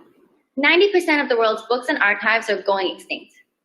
Books are dying faster than we can save them, and that's $98 billion lost. Because 99% of the world uses this never-ending process where to preserve one book, you must unbind, dip, dry, compress, and rebind. And 2 weeks later, yay, one book's done. Well, Renew is the game changer. During his PhD, our CEO developed a patented biocoating solution that can treat 320 books while current methods treat 1. Renew can extend paper life 2 times more than current methods, protect from water and mold, and strengthen fibers by 65%. By the way, Renew is multifunctional and works on all cellulose-based materials. We can upcycle corrugated packaging to save trees and water, increase strength, and decrease costs. This is a $70 billion addressable market. Invest and make 30 times returns. We've tested with wood and fabrics and got positive results. Thank you. Nicely done, Kawasira. Nicely done indeed. The next presenting team is True Adherence from the University of Utah, presented by Kyle Poulin. Hi, I'm Kyle Poulin of True Adherence. As you're probably aware, COVID-19 has challenged the status quo of the fitness experience. In particular, the $100 billion gym industry is struggling to understand how to provide fitness services in the new normal. At True Adherence, we've created the first social distance personal trainer. Through three-dimensional depth sensing technology and proprietary algorithms, True Adherence can generate workout programs for people of any age, shape, or size. You walk up to one of our displays, do a quick assessment, and tell our digital trainer, Gabby, what your goals are. From there, Gabby coaches you in real time how to perform the exercises correctly. She also logs all of your workouts with biomechanical data not available on any other system in the market. With all of that information, she'll customize your future workouts to keep things fun and challenging. With this technology, True Adherence will lead the way for gyms to operate in a post-COVID-19 world. Great job. Well done indeed. Our next presenter, Vesta Technologies from the University of Missouri, presented by Zach Cook. Vesta Technologies is excited to announce the future of food delivery. Our temperature-controlled storage locker systems are able to provide solutions to the pain points at first mile and last mile delivery for the food and grocery space, which is actually the fastest growing product category in e-commerce today. And with the effects of COVID-19, we're likely to see that online food and grocery delivery is probably here to stay. What's soon to be over a $300 billion industry is actually unprofitable right now due to the fact that consumer demands and convenience outweigh the abilities of the delivery services. By providing temperature-controlled storage at the pain points of pickup and drop-off, we're able to provide a solution that gives delivery services the opportunity to automate their services and become profitable. Vesta Technologies makes food delivery easy. Thank you. Well done. And now on to the fun part of the program. This is where you as the audience members get to participate. We need you to vote now while you can see the voting options on the slide, or take a picture of this slide with your phone and vote before 12:25. You'll need to text to HC082 to 22333. So again, text HC082 to 22333. Once you've joined, then vote your favorite pitch. And remember, you can only vote for your one favorite presentation. Voting will end at 12:25. It's been a real honor to be with you today for the Heartland Challenge Elevator Pitch Contest. Back to you, Carol. Thank you, Jeff. Although the audience still has a few minutes to vote, we are going to move on to our keynote speaker, Angelo Valihenda. In every professor's career, you run across students who you know will be successful regardless of what they do. That was how I felt about Angelo when I met him 15 years ago when he was a student in our New Venture Development program. Like the participants in the Heartland Challenge, Angelo competed in business plan competitions across the country, and his team did very well, as you might expect. To give you an idea of how memorable Angelo is, 10 years after he had heard him present, a judge asked me what Angelo was doing. As you are going to see, he leaves an impression. Rather than pursuing his startup idea, Angelo chose to work for companies that were startups themselves not long ago, Walmart and Google. At Google, where he now works, Angelo leads the global go-to-market strategy and sales operations for Google's emerging hardware division. Both his academic career, which includes a master's in science from the University of Oxford, in addition to his undergraduate and MBA degrees from the University of Arkansas, and his professional career have been marked by significant success. But that success is not why we hold Angelo in such high regard. Although he moved to San Francisco several years ago, Angelo has continued to stay engaged with the Walton College of Business and the University of Arkansas. Year in and year out, he has mentored our teams either via video or in person. He serves on the board of advisors for the MBA program and is a trusted advisor for the Walton College as a whole. Angelo is the living embodiment of the concept of paying it forward. Put simply, he is an outstanding human being, and it is my honor to turn the program over to him. Thank you very much, Carol. If you're part of the Heartland Challenge, you're in one of two groups of people: entrepreneurs or those that passionately support entrepreneurship. This also means that you've been paying attention to startups, whether through YouTube, podcasts, Medium posts, and perhaps even tweets, which in turn are all the products of entrepreneurs. The guidance for startups typically falls into three domains: founders, teams, and ideas. For founders, it's about traits and ambition, things like passion, vision, and grit. For teams, it's around a commitment to the objectives, a focus on execution excellence, perhaps a team of complementary strengths. And then when it comes to ideas, there's an endless supply of them. How to build your business plan, your go-to-market strategy, your competitive analysis, and analyzing your burn rate and your exit. But these alone don't make a startup ecosystem, an environment where startups can flourish. Seldom mentioned is the topic of place, where you choose to start your venture and build your life. Now, Silicon Valley is the paragon of place for startups. It has this magical formula of money, talent, academic institutions, and infrastructure that has allowed it to birth remarkable startups and then transform them into world-leading companies. I'm privileged to work for one of those companies where we still maintain a startup mindset, one in which we're encouraged every day to think of new ideas, gather the right resources, build a solid plan, and execute the product flawlessly. The startup ecosystem formula has been replicated by many cities around the country and the world. And while there is the draw of tax incentives and co-working spaces, I think something that often gets overlooked is community.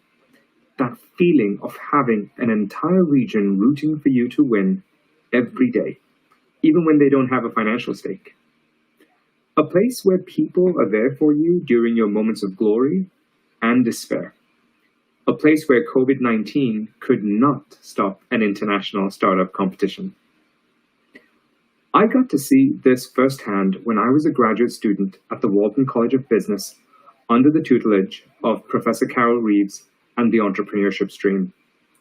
The faculty at the university and the local business community rallied behind entrepreneurs, serving as coaches, mentors, and sounding boards.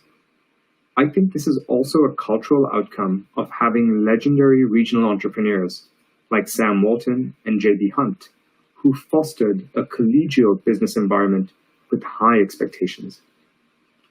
Today, Northwest Arkansas has diversified from its roots in retail and logistics and has a number of tech startups. The area also offers AI and ML accelerators, design studios, co-working spaces, and a highly anticipated tech summit. Northwest Arkansas has become a tech-ready ecosystem, offering more than engineering talent, accessible capital, and fast internet. It's a community where you can build a great company as well as a rich life. Now, if you love where you are already based, find ways to nurture the local entrepreneurial ecosystem. Talk to your city council about creating incentives, building infrastructure, and hosting events for local startups. Offer to mentor other founders. Be a sounding board for them. Share your experience about the Heartland Challenge, what you learned. Offer to teach a class at your university or community college. In short, pave the way for others to succeed alongside you. So to the entrepreneurs that pitched at this year's competition, thank you for inspiring us with your vision and passion. I hope this is just the beginning of our relationship and that you make lifelong connections with the people you've met at this event. And to those that support entrepreneurship, the people behind the Heartland Challenge and our judges, thank you very much. Now, I'll send you back to Sarah Goforth and the final award ceremony. Thank you. Thank you, Angelo. Now, there's only one thing standing between you, audience, and the awards announcement, but I am sure you are going to like him. I was honored to meet Steve Case a few years ago when I was working at the Smithsonian Institution, where he is the chair of the Board of Regents. He is known for pushing that great institution to think beyond the geography of its physical assets, to see the world through fresh eyes, to be entrepreneurial. And this is no surprise, given that Steve co-founded America Online, which first brought the internet to many millions of homes around the world, including mine in very rural West Fork, Arkansas. He spent much of his career supporting and investing in startups around the world, and with particular attention of late on America's Heartland. We're very grateful for that. Steve is the chairman and CEO of the investment firm Revolution and chairman of the Case Foundation. Steve, it's great to see you. Thank you so much for being here today. Great to be with you as well. So, over your career, you've had the most incredible front row seat to some of the major highs and lows in the tech economy, including boom periods and recessions. What have you learned about resiliency that might be relevant for entrepreneurs today? Well, first of all, I should say, you mentioned the founding of AOL. It was actually 35 years ago this week. Wow. And at the time we started, we had this idea of someday we'd all get online, someday we'd be part of this electronic frontier. But it really took a decade before we got traction, and there are a lot of times we almost went out of business, but we stuck with it. So perseverance was one of the key lessons we learned, and it applies to most entrepreneurial journeys. When we got started 35 years ago, believe it or not, only 3% of people were online, and those 3% were online about an hour a week.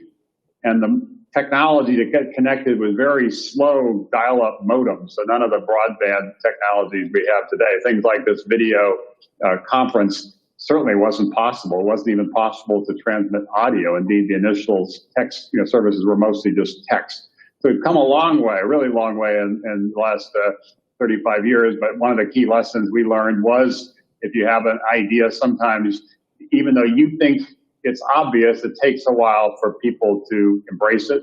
And also often revolutions happen in much more evolutionary ways. So that stick-to-itiveness, that passion, that perseverance is critically important. It certainly was in our case for the building of AOL and more broadly building of the internet as a medium.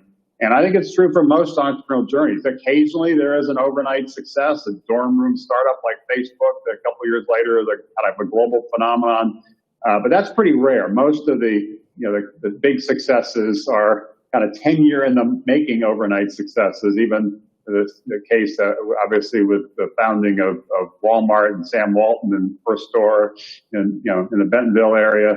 Most people didn't think that was a particularly big idea. Most people didn't probably even think that Sam would be successful. It turns out he built, one of the most important companies in the world. It required a fresh idea, fresh thinking, a lot of perseverance to continue to fight through, even when a lot of skeptics, a lot of the cynics don't really believe in you, don't really believe in your idea. And hopefully all the companies that have participated in this challenge will bring that perspective to bear. They'll recognize that to be successful, it's going to require perseverance. A lot of the big revolutionary change, what I've called the third wave of the internet, is going to require partnerships. It takes time to form partnerships. It's going to require dealing with public policy, regulatory issues, which can be frustrating and hard and time consuming. But that's what the entrepreneurial journey is all about. If you really want to change the world, you got to do it with a great team, because entrepreneurship is a team sport, and you've got to take the long view and persevere, and don't let any obstacles get in your way. If there's something blocking you, you either have to figure out some way to get around it or get over it or knock it down, but you have to keep fighting. Yeah, yes, thank you. And, speaking of perseverance and the time it takes to bring something to light, and, Rise of the Rest has brought so much attention to innovation in states like Arkansas, which hasn't always been known for its startup ecosystem, despite the fact that people have been working really hard to build it here for a long time, and there's actually a lot happening. What should entrepreneurs and investors be thinking about as they decide where to place their bets, whether they are founders like those we've heard from today who are looking to establish their home base, or investors who are growing deal flow? Well, I really do believe that ideas, creativity, talent is broadly distributed, but opportunity is not. And some of that opportunity in the startup sector is because most of the venture capital just goes to a few entrepreneurs in a few places like Silicon Valley. Last year, according to the association, Venture Capital Association that tracks it, about 75% of venture capital went to just 3 states: California, New York, Massachusetts. States like Arkansas, Pennsylvania, Ohio, Virginia, Michigan all get less than 1% for each of their states. So it is harder if you're an entrepreneur in one of these states. Part of the reason I wanted to be part of this was to really celebrate and champion the work you're doing, not just in Arkansas, but with some of the other startups from around the country, because they're not in the usual places like San Francisco. They are spread in different parts of the country. And so my hope, and over the next 10 or 20 years, we'll be able to level the playing field so everybody who has an idea for a startup has a shot at building that startup, a shot at the American dream. And in the process, there are communities all across the country that have been a little left out in the last 20 years. They feel like there's been a brain drain in their communities. A lot of people have left because they didn't think there was an opportunity there. They've often focused on sort of more of the industries of the past as opposed to the industries of the future, and they're at risk. How do we create more opportunity in those places? How do we make sure everybody really has an opportunity to get a great job and have a great career, and they don't feel like they have to leave where they are to go someplace else to pursue their dreams? So what we're trying to do with Rise of the Rest, and we were looking forward actually to being in Arkansas and Oklahoma and Missouri and Kansas for our 9th Rise of the Rest bus tour. You see my virtual background here is the Rise of the Rest bus. We were supposed to be there just a few weeks ago. Obviously had to postpone that due to the COVID crisis, but we look forward to hitting the road as soon as we can. So far, we've done 8 of these tours, visited 43 cities, I think it is, all across the country. And it's been really remarkable to see how much entrepreneurial momentum there is in so many parts of the country. But those communities do need to do a better job of celebrating their entrepreneurs, really lifting them up, recognizing the entrepreneurial journey is hard, risky, and scary, and people in the community need to support those entrepreneurs willing to take those risks. They need to help open doors to potential partners or companies or customers for those startups. They need to help them as they're trying to attract talent to scale their companies. They need to help them when they're trying to attract the capital they need to fuel the growth of their companies. The communities need to do a lot to make sure they have strong startup communities. And within communities, we've seen the need to drive more collaboration. It's not just about what any one group does. It's how do you create more of a network effect. That's part of the reason we're so excited to be at the first Heartland Summit in Bentonville. That was an attempt to bring change makers from all across the country together to figure out what is the best path forward. So I'm optimistic. I think in this third wave of the internet, the way I think about it, that first wave, companies like AOL starting, as I said before, 35 years ago, were kind of building the internet, building the on-ramps and to get everybody connected. The second wave, the last 20 years or so, has been really building software on top of the internet, apps on top of the internet, Facebook, Google, et cetera, et cetera. The third wave is really when the internet meets real life and really changes in pretty profound, fundamental ways how we think about staying healthy, how we think about food and agriculture, how we think even about cities. And there's enormous opportunities for entrepreneurs to innovate in those sectors. But it's going to require this leveling the playing field. Some of the expertise in those sectors is not just in places like Silicon Valley. It is in places like Arkansas and Ohio and Minnesota and Tennessee and Maryland, many other places. And we need to build on that expertise because that's going to be critical to unlocking some of the potential innovations in the third wave, given the importance of partnerships, given the importance of policy. So we can't just keep on, kind of doing more of the same, kind of looking in the rearview mirror. We need to make sure we're looking for entrepreneur opportunities everywhere, whether that be the entrepreneurs or the teams who are supporting those entrepreneurs or the investors, either angel investors or regional venture investors or coastal venture investors. How do we make sure we really kind of open our aperture and are looking for more people in more places? Because I really do believe in this next 20 years, this third wave of the internet, the innovation is going to be all over the country. As a result, there'll be opportunity all over the country. As a result, there'll be job creation all over the country, economic vitality in far more parts of the country, and we'll be able to retain our lead as the most innovative entrepreneurial nation in the world. It's worth remembering, sometimes taking a step back, that America itself was just a startup. 250 years ago was really just an idea, and frankly, a pretty fragile idea that, like some startups, almost failed. But we powered through, dealt with some of those challenges, and it turned out that America led the way with the agricultural revolution, led the way with the industrial revolution, been leading the way in the technology revolution. And we've gone from this fragile startup nation, this idea, to the most powerful nation in the world with the strongest economy. And that wasn't by accident. That was the work of entrepreneurs building those companies and building them all across the country, not just in a few places on the coast. So we need to make sure we're leaning into that as we think about the next 10 to 20 years, and we're really backing entrepreneurs everywhere. Yeah, so thank you so much for all of the work that you and Revolution and the Rise of the Rest team do to shine a light on entrepreneurship in those places. I think it matters for everyone. I think we're about time for the awards, are we? We have all the results in? Okay. Pull up my email. I was told find out who the award winners are in the email, so yeah. Let me make sure I got it. Yes, I have it. You have it, okay. I will hand it over to you then. Okay, great. All right. Well, I have whatever I was sent. Hopefully, when you're announcing award winners, it's a little unnerving. There's always somebody who's announcing some award winner, and they mention the wrong person or company. And so I want to make sure I get this right. So I'll use the notes that I was sent. All right. Before I do this, I just want to say to everybody out there, and I really, really mean this, not just saying it to be nice. I found this now since we've now done dozens and dozens of pitch competitions all over the country. Whether you win in part of this announcement or not, you are winners. You have gotten through a process which was a lot of people were fighting to be part of. You had an opportunity to tell your story. You're able to improve your pitch in the process. You're able to meet and interact with a lot of people to help refine your idea.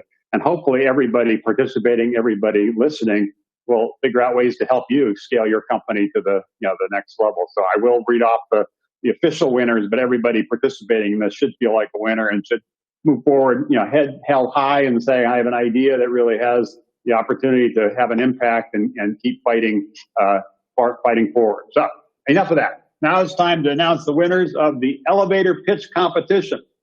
The second place award winner of this elevator pitch competition, winning $2,000, is Team Vesta Technologies from the University of Missouri.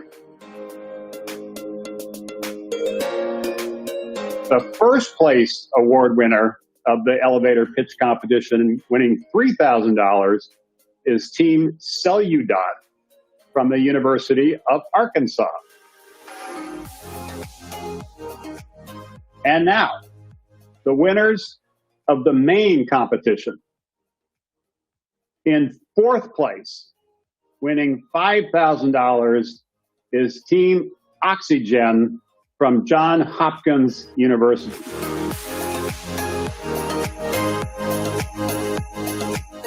In third place, winning $10,000, is Team Celudot from the University of Arkansas.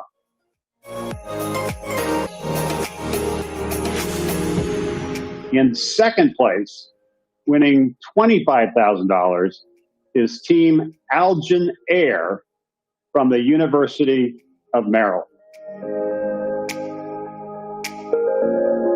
And finally, the winner of the Heartland Challenge, receiving $50,000, is Team Orion from Georgia State University.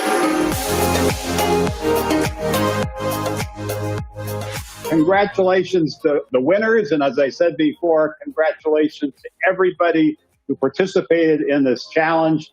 Hopefully you move forward with even greater vigor and passion to pursue your ideas. You figure out new alliances you can form, new networks you can build, new customers you can reach, new investors you can attract, new team members you can add to take your idea and really take it to scale. One of America's greatest entrepreneurs Thomas Edison, more than a century ago, said, vision without execution is hallucination. So having an idea is important, obviously, but being able to execute against that idea is more important.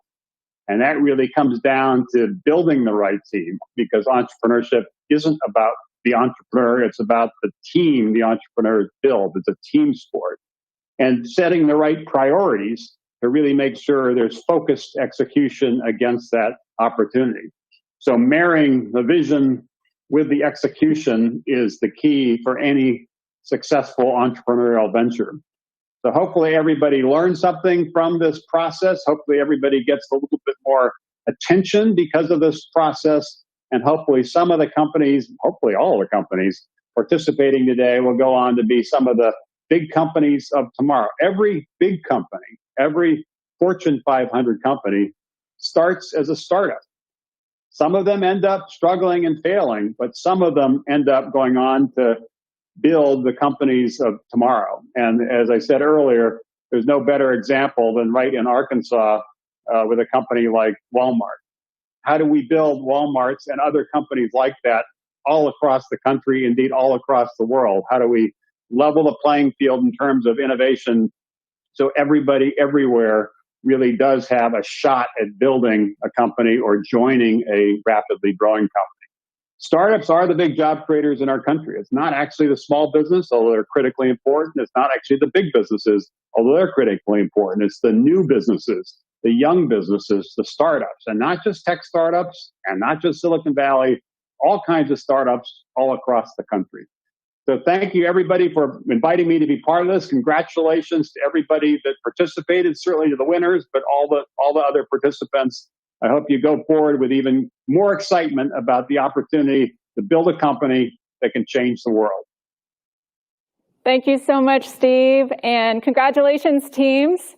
On behalf of the Sam M. Walton College of Business at the University of Arkansas, I'd like to thank everyone who was a part of this competition over the last 2 days. In the last year, Deb Williams, I'm looking at you, start to finish. Here's to community.